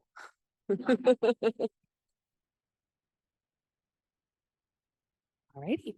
Thank you so much. I'm Judy Edwards, and I teach 8th grade language arts at Silverado Middle School. And we're just going to wrap up the lesson, and you discuss a lot of the questions about active reading. That since this is an early lesson and amplified, it just reminds the students that active reading is a skill that you develop over time. It takes practice to get into the habit of asking questions and annotating, and also reminding students that they will use this in all their classes. This is similar to the process that they're going to do in the language arts classes. They can do this in their social studies classes, and it's a skill they're going to use. And the idea is that it's active, that you're involved in it. One thing now, as the lesson wraps up, we'll tell the kids, oh, we've got 3 minutes left in class. So we're just going to check before you leave, you have an exit ticket. I'm just going to go that really quick. So we're going to do a writing activity on your way out the door. And this is on the back of your vocabulary. So if you'll look at the back of your vocabulary paper, all the vocabulary words we've gone over before the lesson started, one of them was bacteria. And bacteria was brought up throughout this article. So to check for your understanding, this is your exit ticket. We're going to do our because, but so. So bacteria are in the human body because. Why are they in the human body? Remember, because tells us why. Bacteria are in the human body, but that's your U-turn, something you weren't expecting, something that surprised you about bacteria. Bacteria are in the human body, so So what's next? What's the cause and the effect? And you'll have 2 minutes to do your exit ticket. And that is your ticket out the door. I will check to make sure there's something written on there. And when I see it, you'll put it in the box on the way out the door. And this is also one way. When we start class tomorrow, we'll start I can look at the exit tickets and see where the students are. That's one way to address all the students at different levels. You get to see what they did get out of the reading. It's a really quick way, but that's their ticket out the door. And then the lesson tomorrow, we're going to start by sharing some of those because but so's. That's the ticket back in, and but that's where we can start the next day for their lesson. So you have, if you'd like, a minute to your because but so, but I know we're taking a lot longer with our lessons, so we can continue on. Thank you so much, Judy. Yes, we will carry it on. Where's my slides? There we go. I'm oriented. Okay. We call it a rope for a reason. These literacy strategies and what it takes to comprehend when we read are woven tightly together. It's very rare, I'll say, extremely rare, that any of our teachers, as they go through their lesson, are checking off the boxes of which part of the rope did I just address. I want to give us that luxury very briefly. Just take a moment with your expo pen and your placemat. What did you notice was addressed in that lesson? You don't have to check off all of them. Just take a moment to point out 1 or 2 things that were important to you.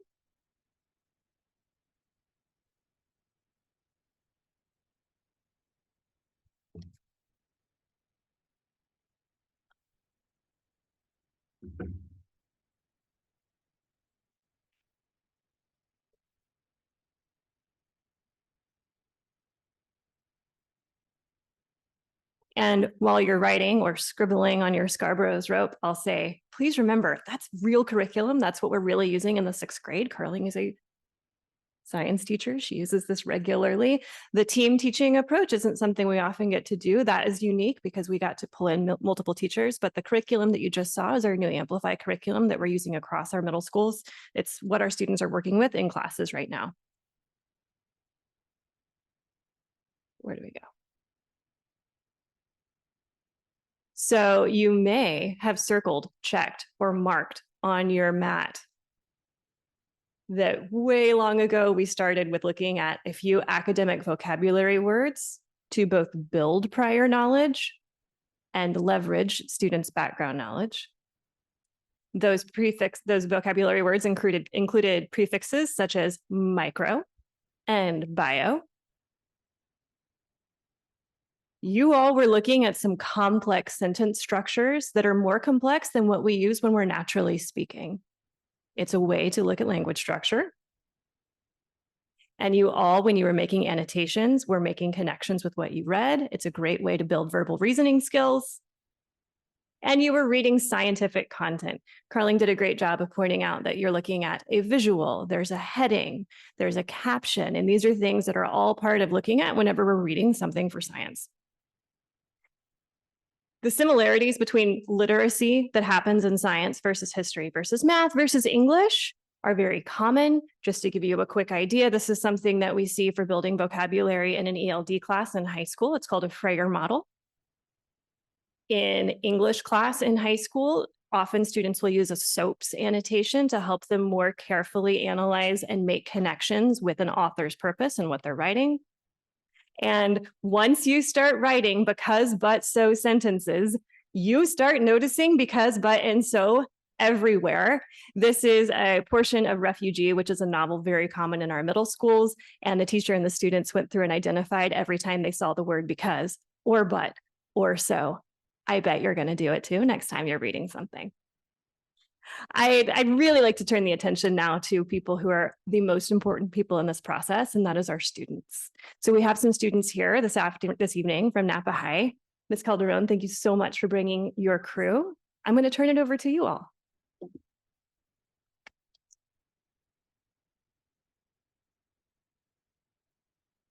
All right. So we just went through this process and you were able to see that with this tier 1 instructions, we all became teachers of literacy.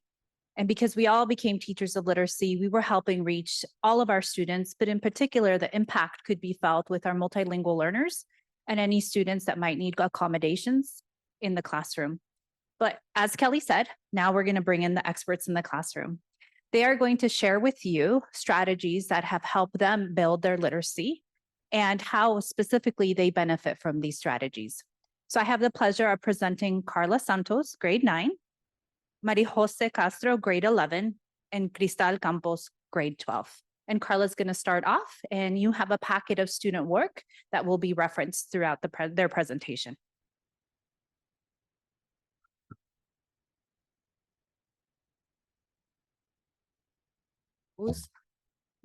This word shows about vocabulary. First, we read a story, and then we use this paper for do a practice spelling, how you can see in the paper. The first line is practice line, I think. Yeah. So the second one is if I made a mistake, I can do again, you know. And then part of speech is a number, you know. Okay. And also for like the other one. Yeah, I need one. We got it. Yeah.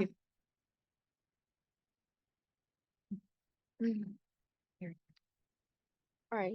So then the dictionary for the definition, and then for student definition. So this will help me in writing, speaking, listening, and I can understand, for example, one word. I can like put in the dictionary on the student definition. For the next page, this one is a note for climax. Elements of plot. Plot is open. You need to know when you write or fiction.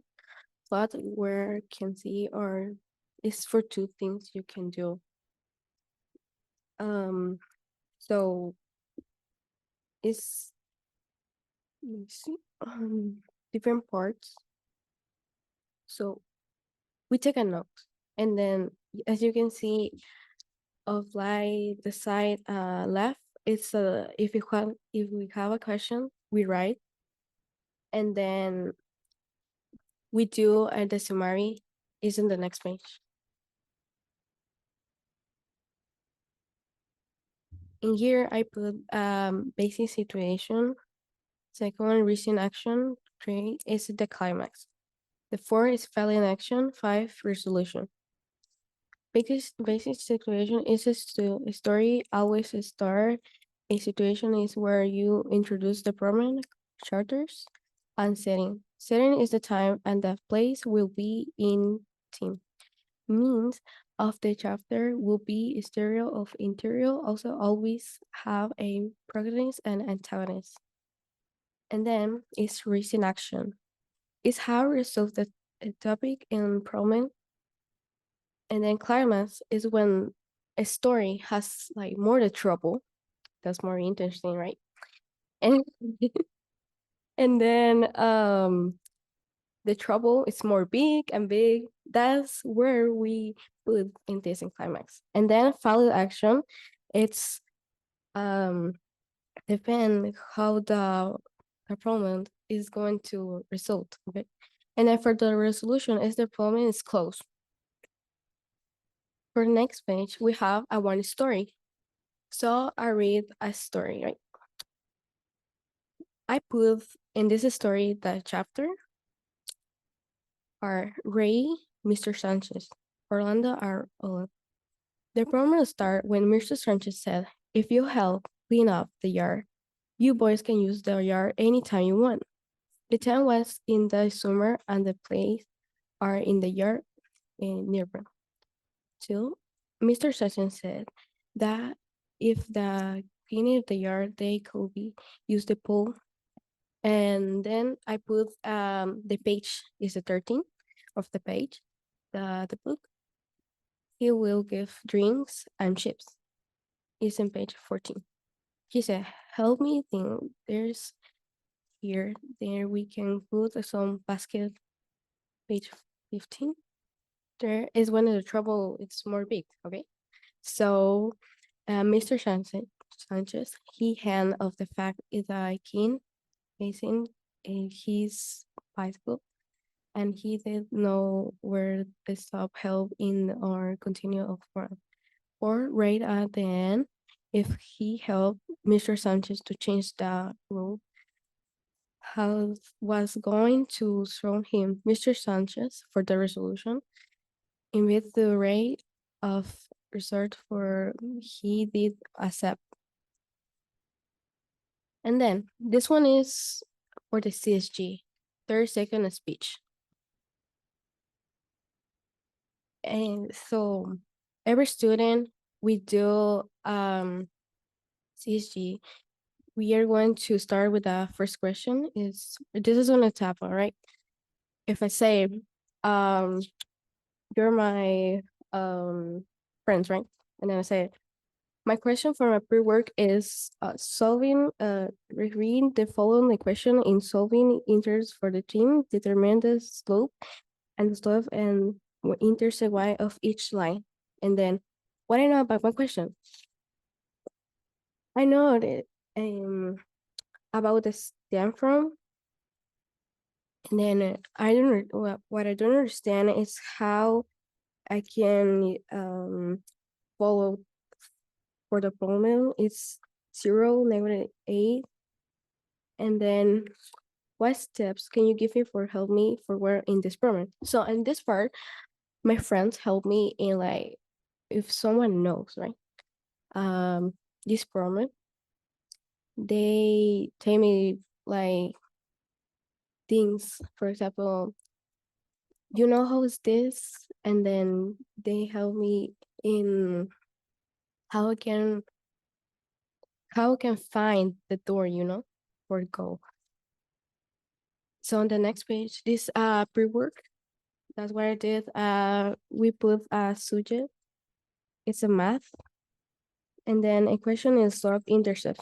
Is the so original question is in a question I'm missing like or I understand. I did it for my notes or homework, text or test, etc.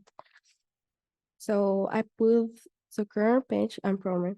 And then academic work, like vocabulary will be in the notebook, or if I take notes, I can use, okay, definition, original question, and then what I know about my question.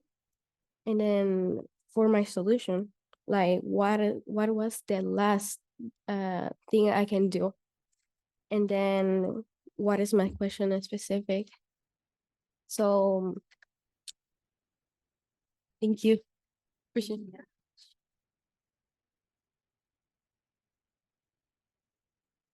All right, I just want to point out a couple of things that we're seeing. You were able to see how academic vocabulary is identified prior to a reading. You're able to see how multilingual learners are engaging with their notes, and they have the opportunity to process their notes and synthesize their notes through summary.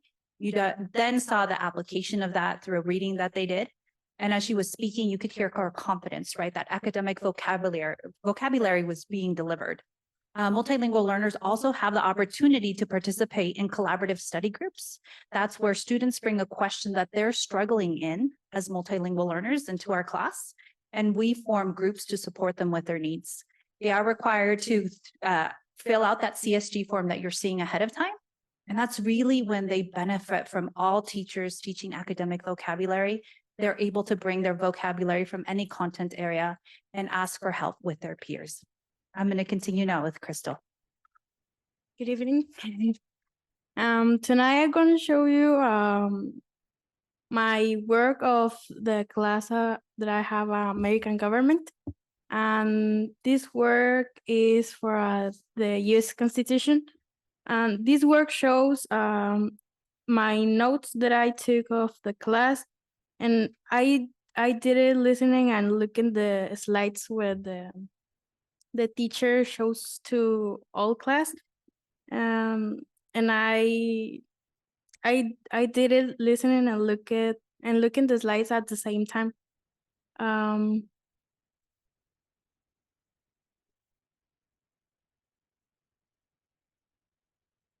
The teacher at first of the presentation always we have the vocabulary words or the K words, and if we don't know the definition of the K words, what means, we search or we gave to the teacher what thing the means the word, and if we don't know then we search what means. The teacher will always have two versions of the presentation, one version on English and one version in Spanish. That helps me because when I don't understand a word, and so I can look to the version in Spanish because the Spanish is my first language and I can understand most of the words.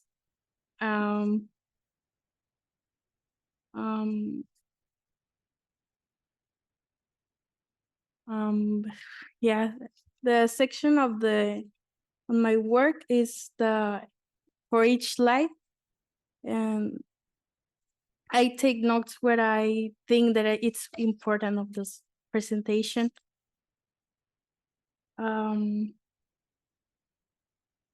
The teacher always worry about the ELD students, so that he gave us a place where have more ELD students for help us, or more students would talk also Spanish and English, so we can talk more with the teacher. Yes. Yes. Oh.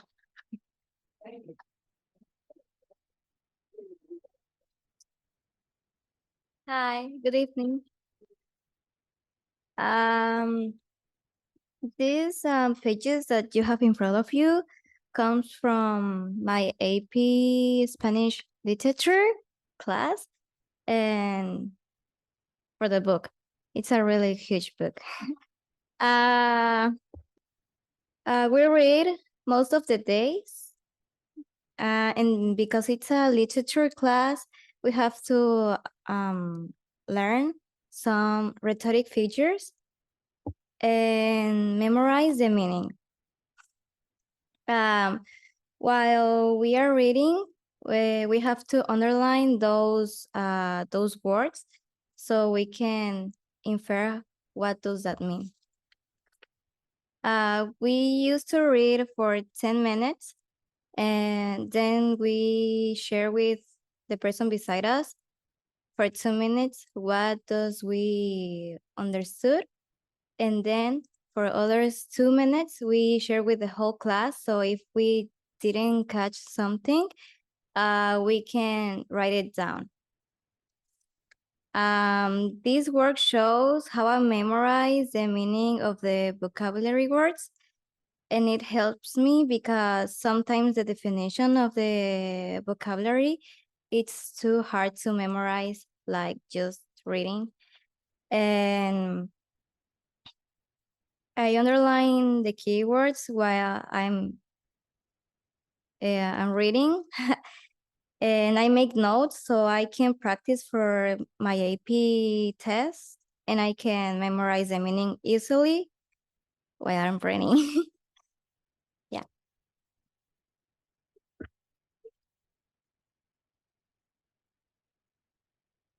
Just a side note, our students who presented tonight have been learning with us for as little over 3 months and just starting their third year. And just the power of what you're seeing here is that when we take a team approach and we're using common strategies, it's one less thing that we need to teach. If we are speaking the same language as literacy teachers, it has a great impact on the students. And you could see that they're capable of accessing our most rigorous classes here at our district. Thank you so much.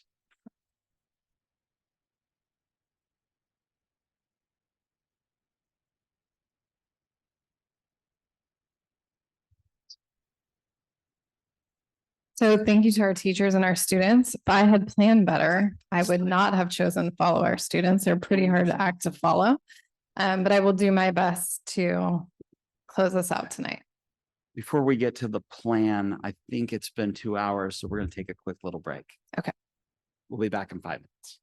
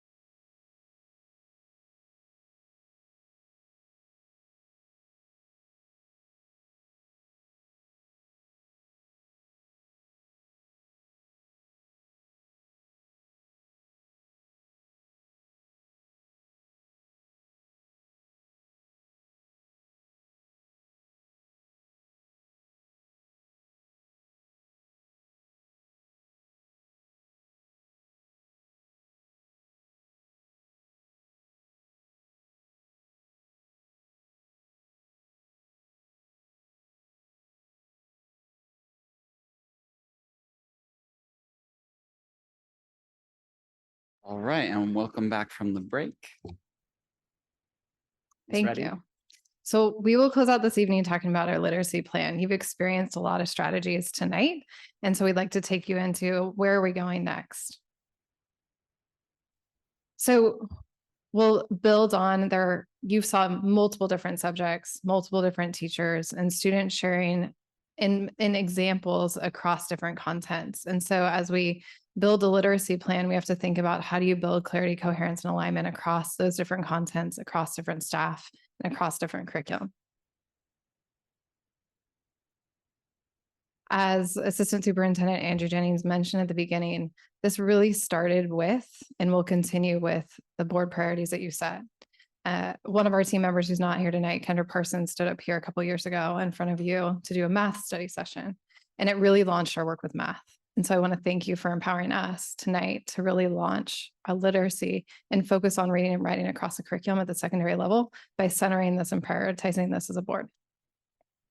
So when we look at the success criteria within those board priorities, we really can narrow them down to 3 things. Curriculum, tonight you saw some really strong curricular resources, both in text and on the devices that our students use. Instructional practices, you've experienced, you've thought about how these align to Scarborough's rope, and now it's time to think about last. How do we build those habits of practice with our teachers using data cycles through continuous improvement to see, are these instructional practices that we're using working? Who are they working for? Who are they not working for? And how do we continuously improve so the students that you heard tonight continue to grow along with all of our students in the district? So we'll look at curriculum to start us off. So where are we now? Saw Amplify. And so really strong curriculum that focused on literacy and science. Our most recent adoption is in world language. You saw AP Spanish literature. We also have new adoptions in our world language classes, French and Spanish. And then Study Sync. I want to take a quick minute to look at Study Sync and see how you saw it in the science classroom. You may have expected it in English language arts, how this program similarly is built to amplify, and that it builds up background knowledge in the introduction. In those reading sections, it has active reading strategies focused on vocabulary and annotation, modeled discussions, so academic vocabulary that's used in those discussion protocols, and then writing instruction. So just one example that you would see in Study Sync is claim evidence reasoning. I'm going to come back to English language arts in just a minute. So where are we going? We're in the middle of a pilot for our social science curriculum. They're in their 3rd round of a pilot. And so we look forward to bringing forth recommendation to the board in a couple of months for social studies curriculum 612. Our high school math team actually spent a couple hours today, hopefully finalizing some publishers that they're going to pilot. And then our high school English team is setting up their steering committee so that they can pilot in the fall. We don't want to pilot in both math and English at the same time. We also know that students need depth and breadth. And so I'm going to take a moment to read the National Council of Teachers of English recommendation around independent reading, because I think it's important to understand, now that you've had that science experience, how we build this in an English language arts classroom and how we go deeper. And it provides opportunities for students to have more experience in a longer passage or novel. So independent reading is a routine, protected instructional practice that occurs across all grade levels. Effective independent reading practices include time for students to read, access to books that represent a wide range of characters and experiences, and support within a reading community that includes teachers and students. Student choice in text is essential because it motivates, engages, and reaches a wide variety of readers. The goal of independent reading as an instructional practice is to provide habitual readers with conscious reading identities. And so as we look to identify vertically and horizontally core novels and also put novels in classrooms. We have a committee of teachers who are identifying novels that could be in classrooms for English language arts, really to allow this independent reading. And so we do believe that in an English language arts class, having that protected time to independently read. When I walked into an English language development class today, they were silently reading a book of their choice that they read continually throughout, that is actually an instructional practice that we would promote and ask that teachers engage in English language arts. So beyond what you saw tonight with this short passage, we are too promoting that depth and breadth. Instructional practices. We'll go through these quickly because you experienced most of them tonight. So having content-focused questions and prompts, because we know that students need to read and write across curriculum, having that content focused, whether it's science or social studies or English language arts, we know that that needs to be in the question and the prompt.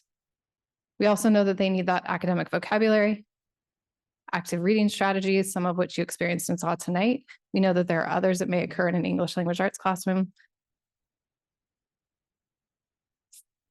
Discussion protocols, you experienced one discussion protocol tonight. Those might be longer as you wanted to engage. Sometimes those are Socratic seminars. Sometimes those are philosophical chairs. Our teachers use many different approaches to have students engage in what you've often heard to be high quality interactions.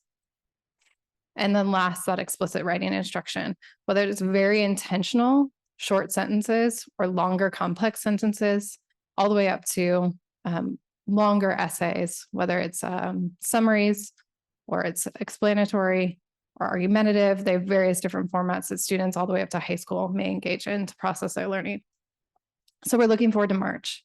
In March, with our professional learning day, we have sessions planned around literacy. And so our teachers will have the opportunity to engage in these strategies across the curriculum. And our goal is that they leave with at least one strategy that they can go implement. And maybe it's something they already do and they're honing that and learning more about it. Maybe it's something that they is new to them and they're learning it. We are bringing in some of our curricular resources. So Amplify is coming in to actually help with critical reading, or maybe some of our expert staff that you heard tonight. We also have a community practice similar to it's actually TK-12. So we have two of these. Our elementary folks are engaged in this, and then we have a secondary team that's engaged in the writing revolution. We've heard from our staff, interestingly, oftentimes, even as an English major myself, we're not taught how to teach writing. And then you enter a teaching program, and again, not taught how to teach writing. So really spending some time with our staff and a community of practice engaged in the writing revolution, and we've seen this take off. I'll just give you one example. We have 2 vintage high school teachers who've engaged in this, and it's led to their entire department wanting this book and starting to engage in these strategies. You experienced one of them tonight, because but so, that's where it starts, that simple sentence level, which can actually be quite challenging, causes you to process your writing or process your reading and your thinking, all the way up to longer writing assignments. You also know that you can't learn a strategy and not have time to actually process it, use it, think about it, and see the impact. So we have to focus on continuous improvement. We have strategically aligned that professional learning day to our learning sprints. So currently our English language arts and our math teachers are in their second learning sprint. They're looking at a strategy. They're looking at a small group of students. They're seeing, does it work for them? Does it not work for them? If it works, great, let's scale that, or let's keep doing it. If it doesn't, how can we make adjustments? I want to thank the Redwood staff. They've actually helped us edit this. So the version of a learning sprint you may have seen in the past has been used by our staff. We're learning too. We're continuously improving as well as our team. And so we've made adjustments. One of those adjustments is being really explicit about an instructional strategy. So our goal is that our staff leaves that professional development day and actually takes one of those strategies across the curriculum and puts it into their learning sprint to see how's it going, try it out, and learn from each other and have conversations in their professional learning communities. You may wonder about reading interventions. We spent a lot of time tonight on tier 1 first round instruction, because when you see the data we have, that's where we need to spend the majority of our time right now. We also know that we have students that need more. And so we are currently in that process of observing, planning, and thinking about, as you heard, like, who are those students that made it to us that still need support with maybe multisyllabic words, and assessing how do we meet those needs.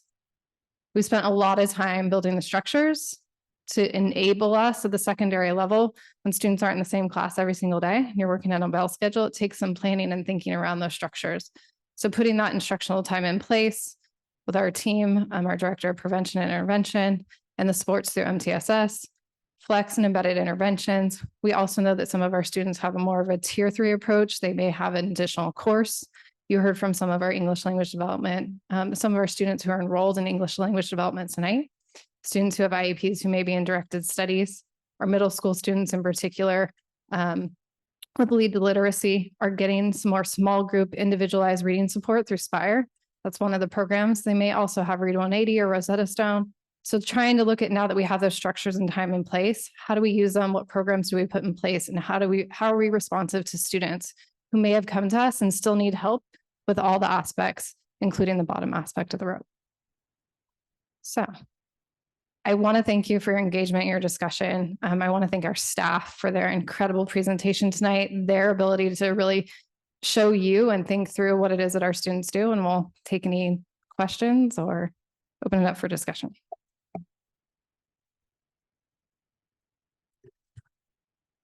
Thinking about building structures. Now we spend a lot of time building structures. Then how do we teach our faculty to implement those strategies and structures? How do we engage at that level the amount of faculty that we have? I mean, I noticed this in elementary, and we were talking about it briefly in the secondary presentation. It's hard not to get excited. It's hard not to appreciate the work that it's done. It's hard not to get incredibly hopeful about the work before us. But we're seeing snapshots of our faculty, and not to say that all of our faculty isn't wonderful, but how is it difficult to scale? How do you implement? And is a P day, professional development day here, and P day, professional development days, the beginning of the year in the fall, is that sufficient enough to allow that type of learning for the balance of our faculty? First, I would say no. And I think we're incredibly lucky to have those days, because it does allow us in the fall to really establish MASBloom, to establish a vision and initiative across the district, and then to follow up and really dive deeper. I know Director Manning and I and our instructional services team have had the opportunity to really look at how are we very strategic around that day. So I'll just speak for secondary myself, and then see if our assistant superintendent or Director Manning want to answer as well.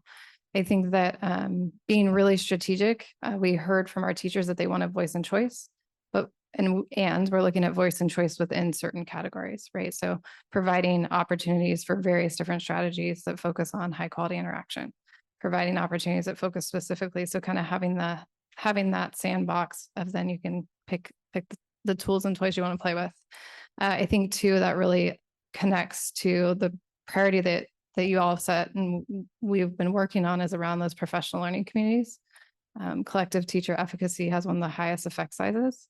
So teachers actually trying something, engaging in it, checking to see, is it working, having a conversation, and then going back into the classroom. That model of like data cycles is really how we take professional development and then embed it. It's a really important part. And so I know that Director Manning has done a lot of work around establishing that time for professional learning communities at the elementary level. And then also at the secondary level, really getting specific and defining it, and then supporting our staff. We're putting a lot of time and effort into how to effectively participate and run a PLC. Doesn't necessarily come natural. You're often a teacher in your own classroom, isolated in your practice. And so giving them the opportunities to really come out of that. But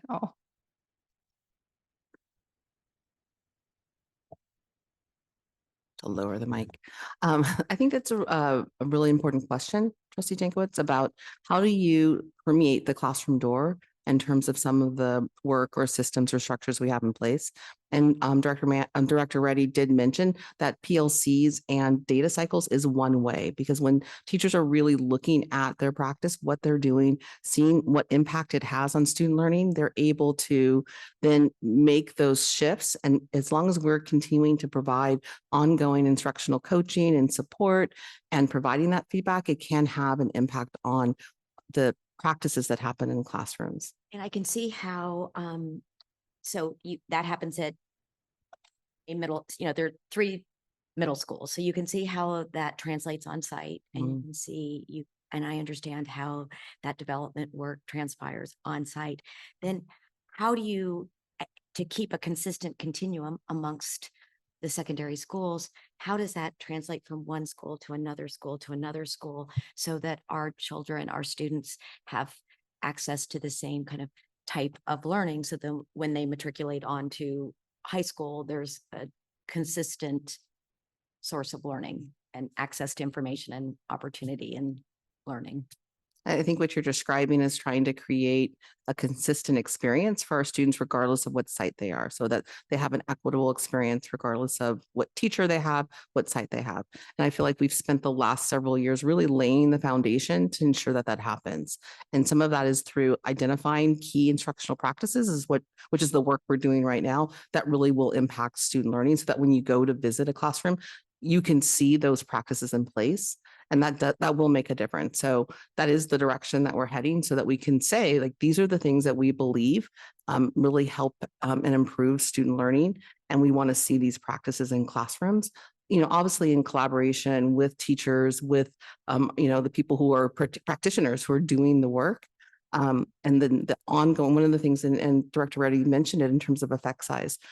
Teacher collaboration has one of the highest effect sizes in terms of, if you provide teachers with time to get together to talk about not only their instructional practice, but what impact it has on student learning, it will improve the outcomes that students have. And so that is our goal. And we're continuing to work toward that, and really trying to stabilize what's happened over the last several years and get back to a place where we can provide that ongoing instructional coaching, provide time for teachers to come together to collaborate, provide them with the resources and tools that they need. That's where we're going. Just as a reminder for the board, and we'll actually be engaging in this work Thursday night when we do the superintendent midterm evaluation, sort of the power of connecting our annual priorities to the superintendent's evaluation and co-constructing the success indicators for each of those priorities. Built into that is accountability, right? So you're basically building in a pretty intense accountability system around, nested in my evaluation are those success indicators, which then puts it at high priority for the staff. It becomes very, very clear for the staff what they're supposed to be working on and what they're supposed to be pushing and advancing through the system. So the work that they do directly with principals and assistant principals, administrative teams, making those success indicators very, very clear to instructional coaches and teachers on special assignment who support teachers in the classroom, working with our union leadership also around those success indicators and what we're working on as a system, I think is really powerful. And I think is what is, not that hope is a strategy, but I become very hopeful. You said you get hopeful when you hear this. We'll need time. These are not things that are just teacher practice changes like that. But setting that as a priority and making it a focus in terms of time and financial investments communicates a pretty intense message to the system that this is what we're valuing as the tools to make an impact on student achievement. And then it's important to name that in those priorities, we'll talk about this again on Thursday, what the team is working on is creating structures within the teacher's workday, where they can have these conversations. So you received a progress report on where we are 6 months after setting that priority around building PLCs, building the data cycle work. So it's about getting those structures and processes in place so the practices can be discussed. And we've been pretty loose about that as a system over the course of the last few years. And that's something that we're trying to make consistent and strengthen. And yes, is the work that has to be done for any other work to come about. So, and achievement in individual students, it varies. I mean, we've had this discussion many, many times, but the consistency here is what allows us, I think, to serve our individual students. And it at least allows us as a system to remove inconsistency as one of the barriers or the reasons for, the results that, Kelly, walked us through the example. It's like right now we could say that one of the reasons that this is, that we have the variation, one of the reasons could be that we have inconsistency in the system in terms of instructional practice. So what we do as a governance team and a leadership team in the district is we start kind of removing what the barriers are. Inconsistency in curriculum. Well, we had a lot of that and we removed that barrier.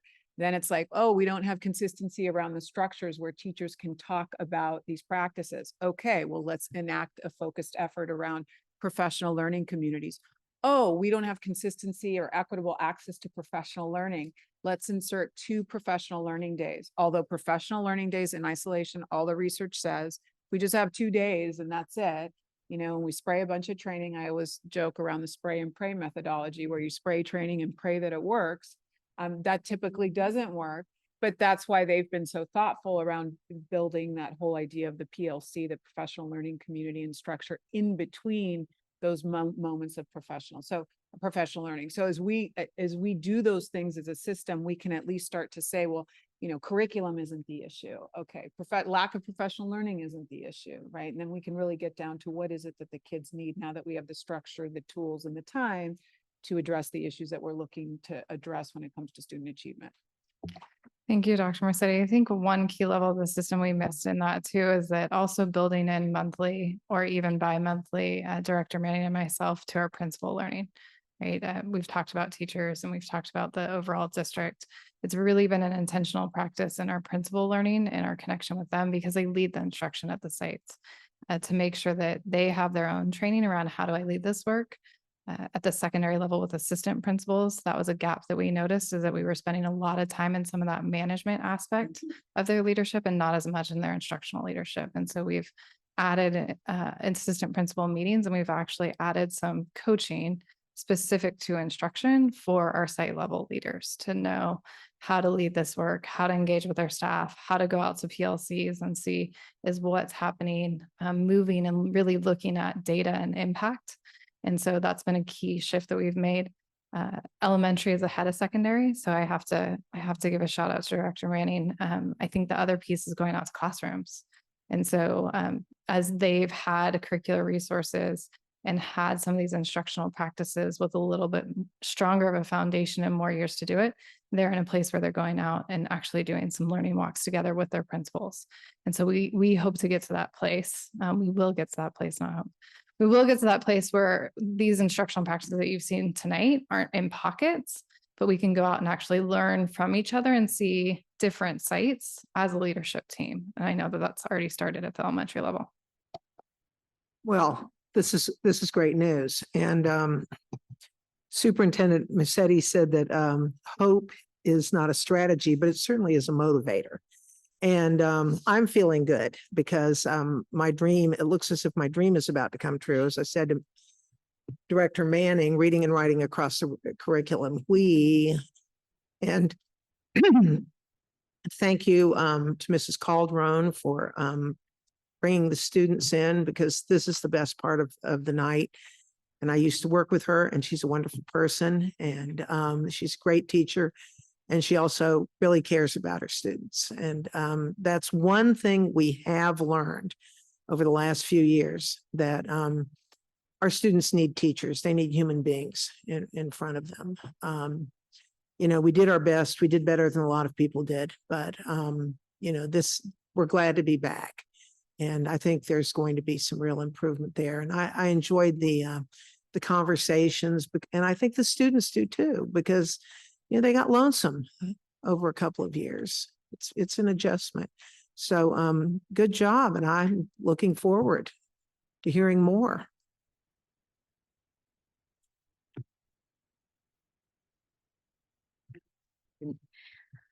Cannot get the microphone. We appreciate being students in this situation, and we always come away with a great deal of learning, and we really appreciate your time and attention to this. Thank you.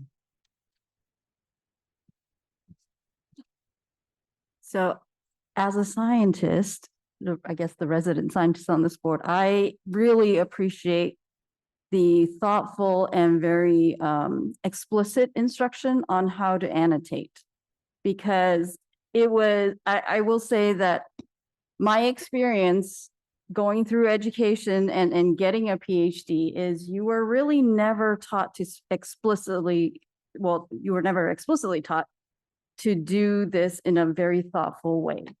And it led to what Trustee Gracia and I just talked about is when you get a textbook in college, either everything's highlighted or nothing's highlighted at all. And that just tells me that these students probably didn't know what to do when they were reading it and how to read it and how to really gather the information they need to understand it. And I know for a fact that my sons, after, going through elementary here, I see what they bring back home on their benchmark, take home booklets and how they're annotating. And it's great. I love that they're already getting that head start. So really happy that we're actually implementing that and doing it consistently across our sites and getting it to all of our students. Hopefully they're going to continue doing that as they go into, more difficult subjects in high school, where hopefully they'll still remember. Although, I sometimes I look at my older son who's a freshman now, and he's kind of like, well, sometimes he does this, but that's a teenager. So we'll have to, hopefully instill that. And I will say that when he started doing this, I think it was when the adoption of the benchmark was happening at 3rd grade at the time. So he didn't really have it from the very beginning as my younger one did. So, maybe that had to do with it. And I was just talking to Sam and asking him what his experience was and whether he got the instruction. And Sam, what was your? I did not have that instruction when I was in elementary and middle school, so it's good to see that we have it now. Yeah, so I think we're finally going to see it and how it's going to play out, maybe even a few years. So really happy to see that. But I do have a question about, and we're talking about literacy, spelling. I see my son, my older one mainly, my younger one doesn't have a phone yet.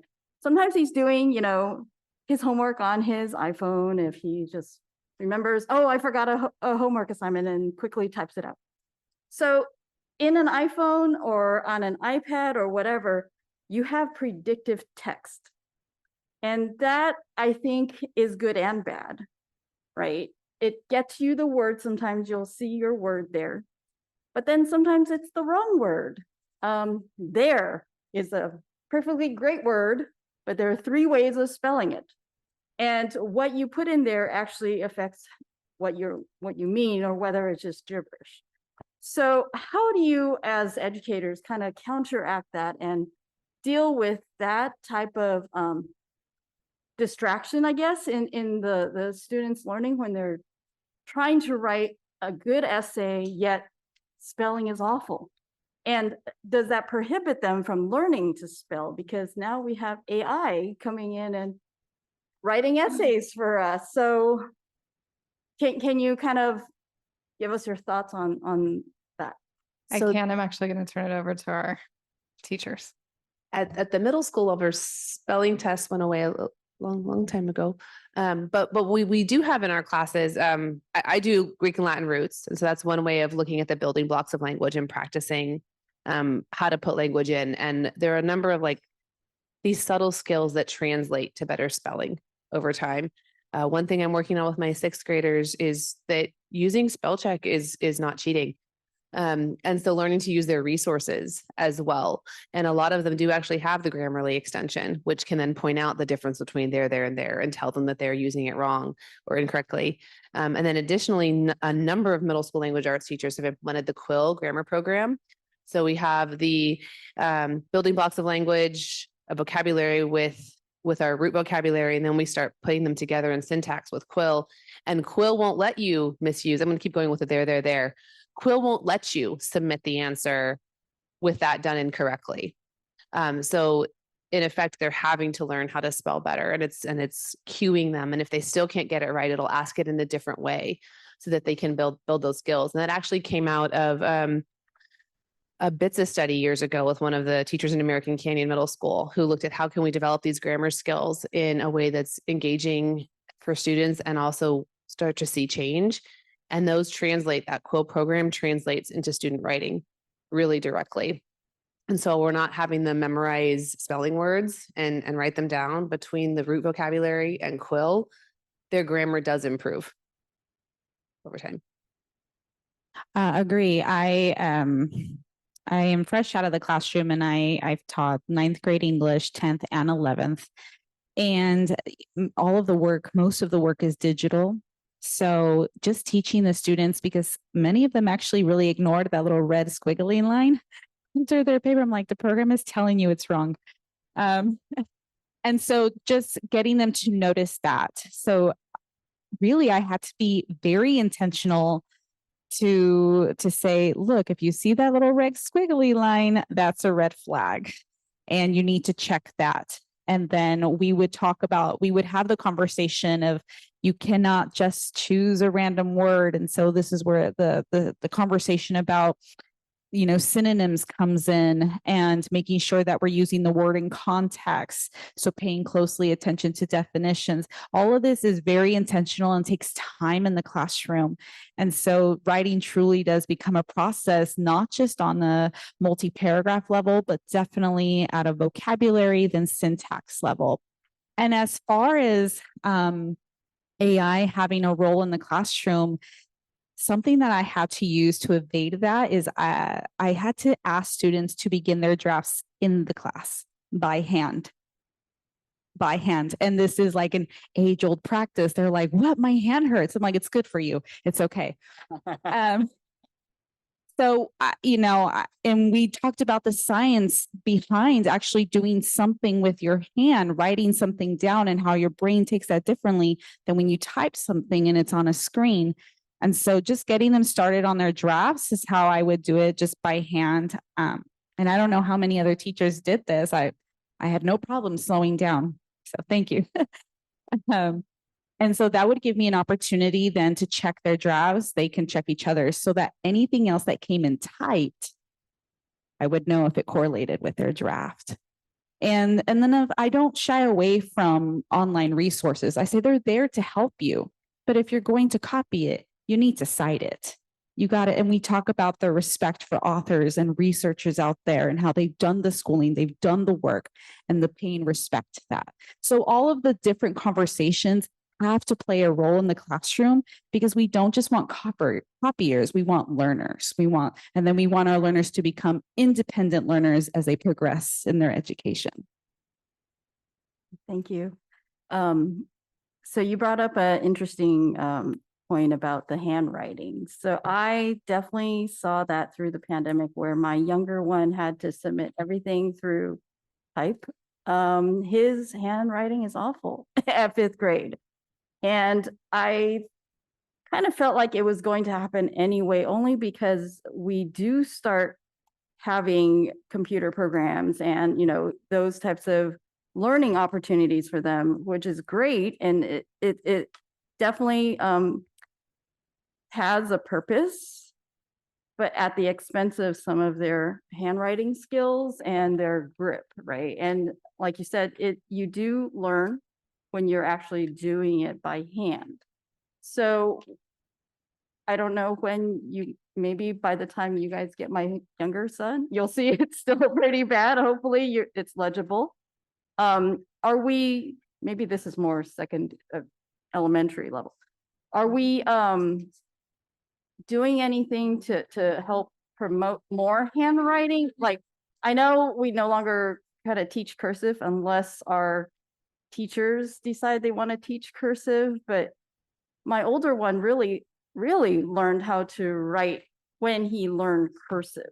So is there any thoughts on how do you make that, how do you counteract the I guess the side effects of having such technology driven education?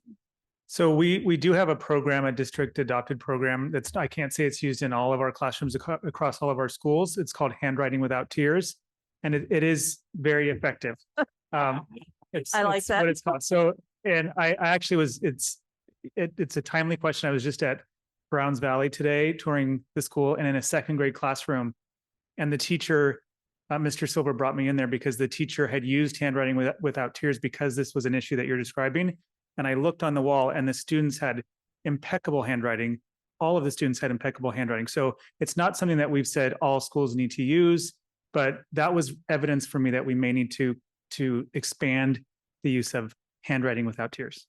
So it's a district approved program that we may need to expand. I just feel like it's a way for them to learn that we're kind of losing that ability, or we're losing the opportunity that that provides for us. So I'm looking forward to hopefully seeing that, especially for my sons. Yes, agreed. Thank you. And I'll carry that forward. Trustee Riser. Yeah, I'll be brief. Thank you so much. This was such an interesting presentation, and I can tell it took a ton of work and was very thoughtful. I really think it's valuable for us to have those little slices of lessons where we're really kind of seeing what the practitioners are engaging in and what's happening on the student side. And one observation I would make, just kind of big picture, is really what we're asking our teachers to do is similar to what we practiced in our annotating reading lesson, which is to think of, we're teaching students the habit of mind of thinking about your thinking about your reading. And it takes time. It's not an instant process, as we heard. And we talked about, well, the kids that are currently in high school didn't get that kind of habit of mind ingrained. And so it takes time, and it does make me feel optimistic, hopeful to think about that kind of training that's happening with those, second, third, fourth graders now. How are they going to be interacting with text as high schoolers when they're encountering really challenging texts? And that tells me that I feel and I know that we're going in the right direction and that it is not instant.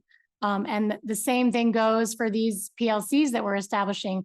We are, and I'm proud of our district for putting our money where our mouth is. I mean, Dr. Massetti talked about the message is that we value this. And I will say from the teacher side, when I was on that side, to be given the time and the tools and the resources that you actually need to engage in this difficult work is the ultimate sign of respect of the profession. So I'm grateful that the district does that, because we can't just keep throwing reports about bad test scores at teachers and then say, y'all figure it out. And if you don't, we're going to complain again about the test scores next year. And we're going to point at you and say, why aren't you doing better? So I'm proud of the strategic and mindful and incredibly collaborative and smart model that we've set up, because in the same way that it's a process that's going through the grades of teaching the kids how to think about their thinking, we are supporting our teachers in continuing to do, not to say teachers didn't do this before, because good teachers do, but we are supporting them and giving them the tools and resources to continue to think and reflect about their teaching. And that's how you get to be a better teacher. And it does take time. And I will just end on a point of personal privilege, which is that the Amplify Science program was the brainchild of my mentor, David Pearson, and his graduate student, Gina Cervetti. They began at the Lawrence Hall of Science Learning Design Group. It was called Seeds of Science, Roots of Reading then. And the synergy of what they simplified down to read, write, talk, do. This is our model. All the kids read, write, talk, do for all the science content. And that was 20 years ago. And so it's incredibly gratifying, because I worked with them as a literacy teacher in the classroom when they were researching things about high quality interactions. We called them conversation moves. Now it's talking about academic discourse, but I was in on the ground floor of that research in the 2000s, and then did go on to Lawrence Hall of Science and co-authored one of the elementary Amplify units. I'm a big believer in the model, and I can see that model of read, write, talk, do is something that is really integrated into the instructional division in all content areas. So I'm very optimistic. I guess that wasn't brief, but thank you. Trustee Gonzalez Mars. Yeah, I think I'm the last one here. Yeah, I just really appreciate the very thoughtful journey you just took us through in this brief evening with you all, because I know it's much more than that and much more complex, a lot of other factors that impact our students. We get to talk about those in our board meetings in other ways. It was a pleasure to meet, the parents of one of the students being in the room. And we know our parents are instrumental in that, and they're the caregivers of our students that complete that whole caring for them. But here we're, I think, to thank the other caregivers, which are in the room, the teachers, because you are holding the fort while the kids are in the classroom with you, trying to focus them on this. Because I was that kid that would get distracted, or I was that kid that if I didn't understand the word, for me it was island. I didn't know how to S. So I didn't know that word was island. So you lost me in the first sentence of the story. I'd be like, I don't know what that means. I didn't even know. And so, so just, I mean, you even took me back to my own journey as an 8th grader at Silverado Middle School. And so when I was hearing the students speak, just felt just seeing their tremendous growth. I mean, when I understood that one of the speakers had only been here for a couple of years. I mean, that's just fascinating, and to go through the materials. And I love the part about embracing your own language too, your first language. And Marta and I went to school together, I remember, and I don't remember that being embraced at all. And so it's almost like you're blocking that side of your brain that naturally and organically wants to enter into the learning space, but it was never, there was no strategy behind that. I don't know if it was intentionally not welcome. It's just there was no tools to support that. And now to see a whole curriculum to do that, it's incredible. And I think what a lot of what's happening today is just the power of reading, the power and how that's life changing. And it just, yeah, it can be a turning point. But there's just so many other things that I know our students are facing that make it really hard to concentrate, right? And maybe I was that kid that would get distracted because, you know, I come from a family that's we had some intellectual assets, and that's how I grew up. And so, but many of our families just they're starting from a space of like, it's hard to catch up when you don't have that capital, and I know that the difference is education. It's education and education. And so just thank you for all that work. It was just fascinating because I know I was my elbow partner here. I'm like, is this what your classroom looks like, right? Is that what it feels like? And Sam was like, yeah, you know, sometimes you're in there and just like your classmates are either with you or not, or you know, they might be engaging at the same level or not, but it's so important to have that those points crossing, because now that I look back, I remember just learning so much more when I had other folks in my same group that had either more knowledge than I did to just confirm what I was thinking or learning, although that before there wasn't that group kind of practice. But I do remember thinking that it would kick in the competitive side. I'm like, I want to know as much as they do. Like, I want to be just as smart as they are. And so it just sort of like helped me out a lot to do that. So it's really good also as board members to see how we have approved a lot of these tools and to see them in action. It's so cool to have the Promethean board here and see you use that with such facility, which is not as with such easiness, but we know it took time to practice even that and use that too. So it's just really great to be able to see that today, and that when we walk around the classrooms too, and we visit the schools, it's good to be looking for these, right? That consistency that Dr. Massetti was talking about, because I think that's what's it. So it's just, there's a lot of challenges in the world that can easily bring inconsistencies into the systems. And I think just making that system be as consistent as possible is one of the most important duties in this room. And it's to offer that space, whether it's financial, to our curriculums, to our staff, our HR, and our facilities. It all combines that. So thank you for bringing that together today in this micro world that you created for us. Trustee Hart, did you have any comments? Want to express my thanks for all the hard work and for everybody coming out tonight to demonstrate these tools to us and giving us an opportunity to really have insight onto how our children are learning in real life. So thank you. Trustee Gomez, did you have any comments?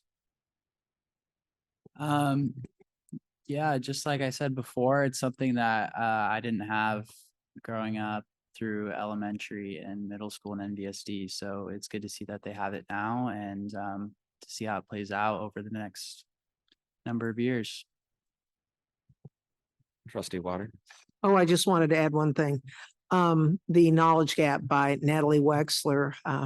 I lent my copy to Trustee Gracia, and we agreed, yes, indeed, this book is great.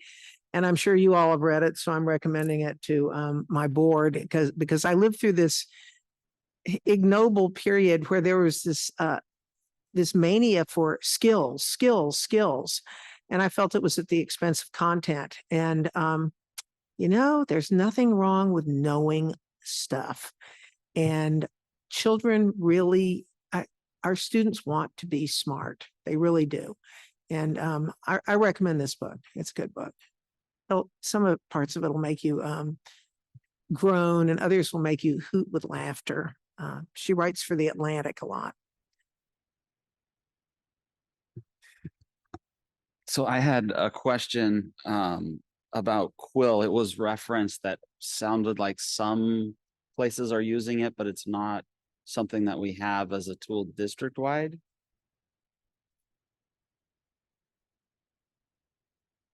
In Clever. It's accessible through Clever. I've been using it for a number of years, and Quill actually recommended getting in just through the login through Google because the coding is a bit wonky between Clever and Quill, but it is a district program that's offered through Access in Clever. So it's available to everyone.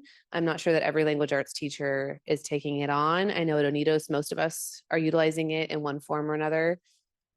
So Rados as well. It's at high school. I know American Canyon uses it. So it's almost consistent, I would say. Is it something that we should be looking to make standard across the district? That is beyond my skill level. I will say that I've used the paid program and the free program, and that quite honestly, the free program is sufficient for my needs. So I can speak from that perspective, but whether it should be standard is beyond. I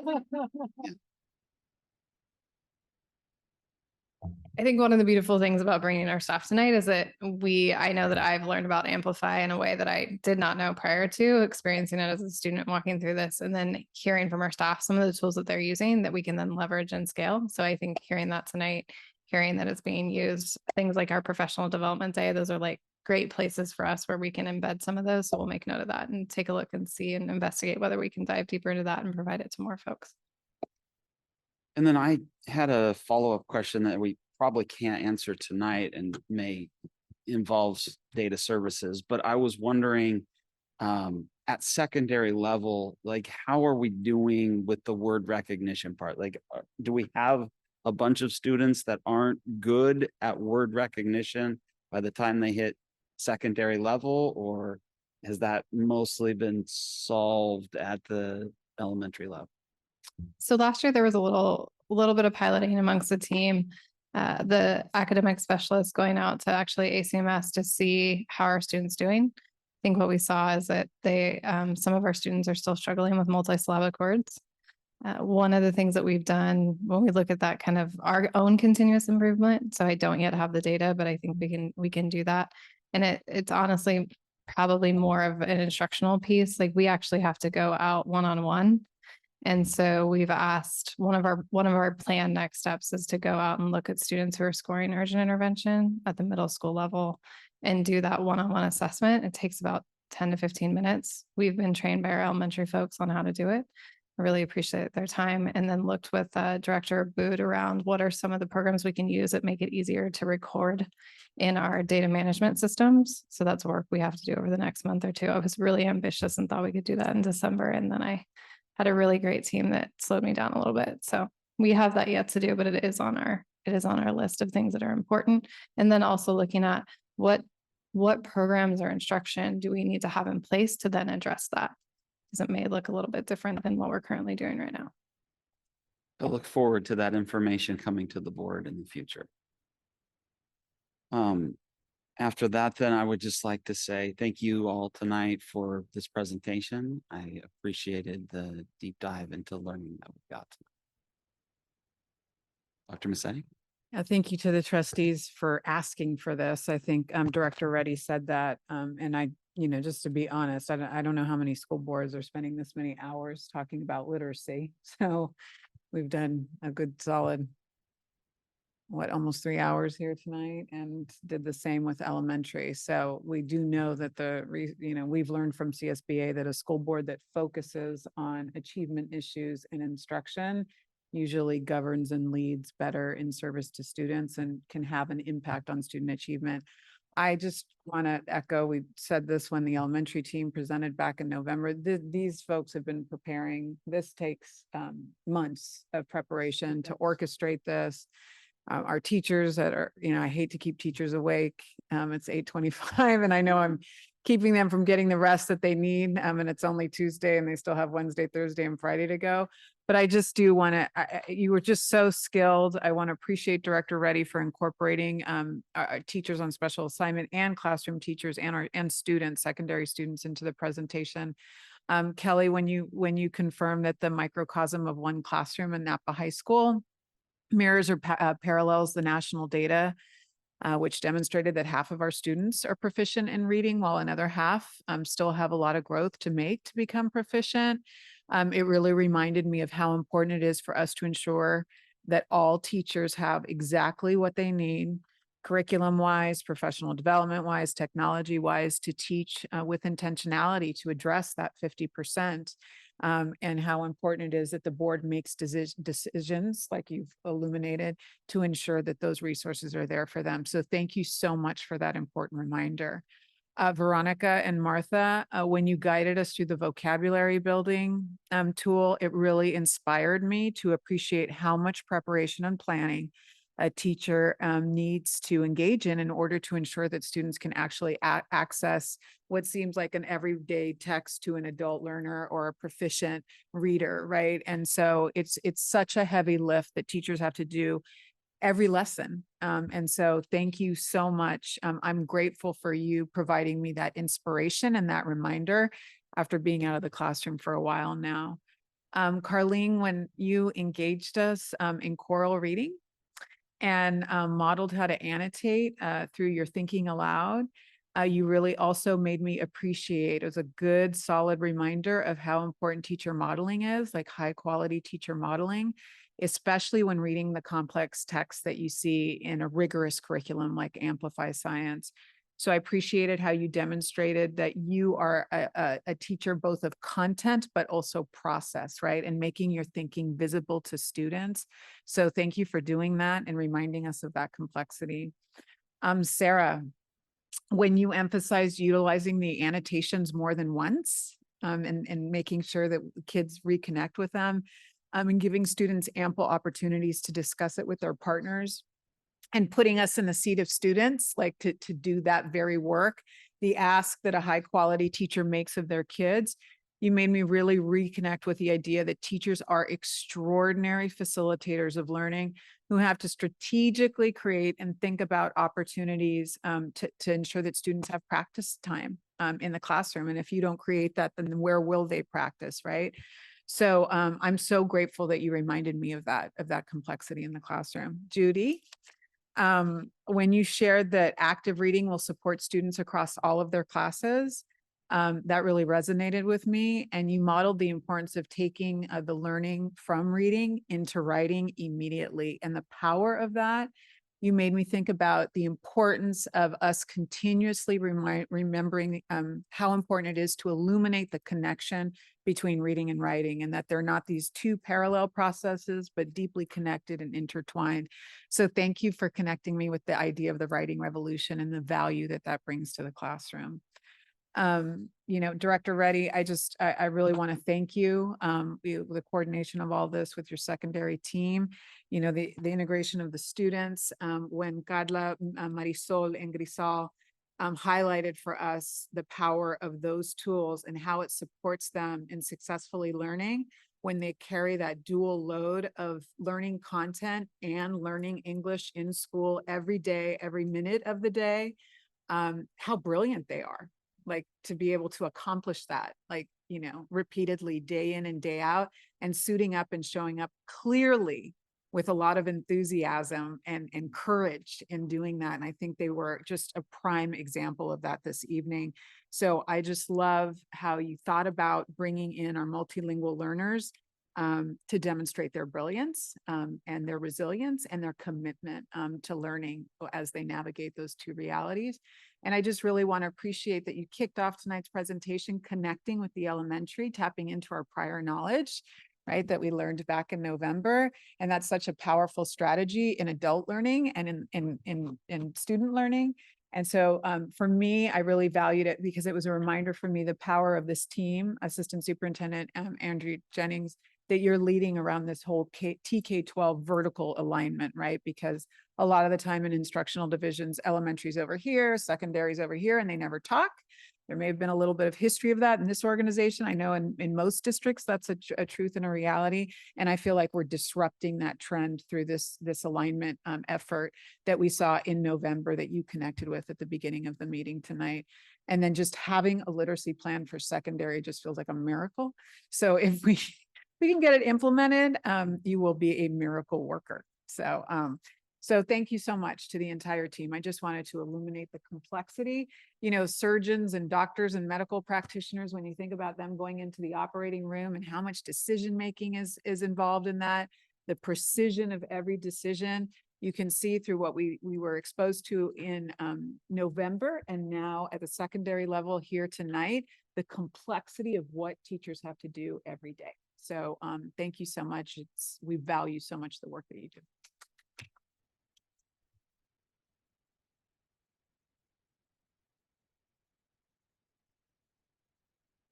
Yep, just one more time. Thank you, guys. It was a great presentation. Okay, and with that, we're on to item C, which is adjournment, and I will move to adjourn. I'll second. First by myself, second by Trustee Chu. And with that, we can take a vote. Everybody in favor? Aye. We adjourned.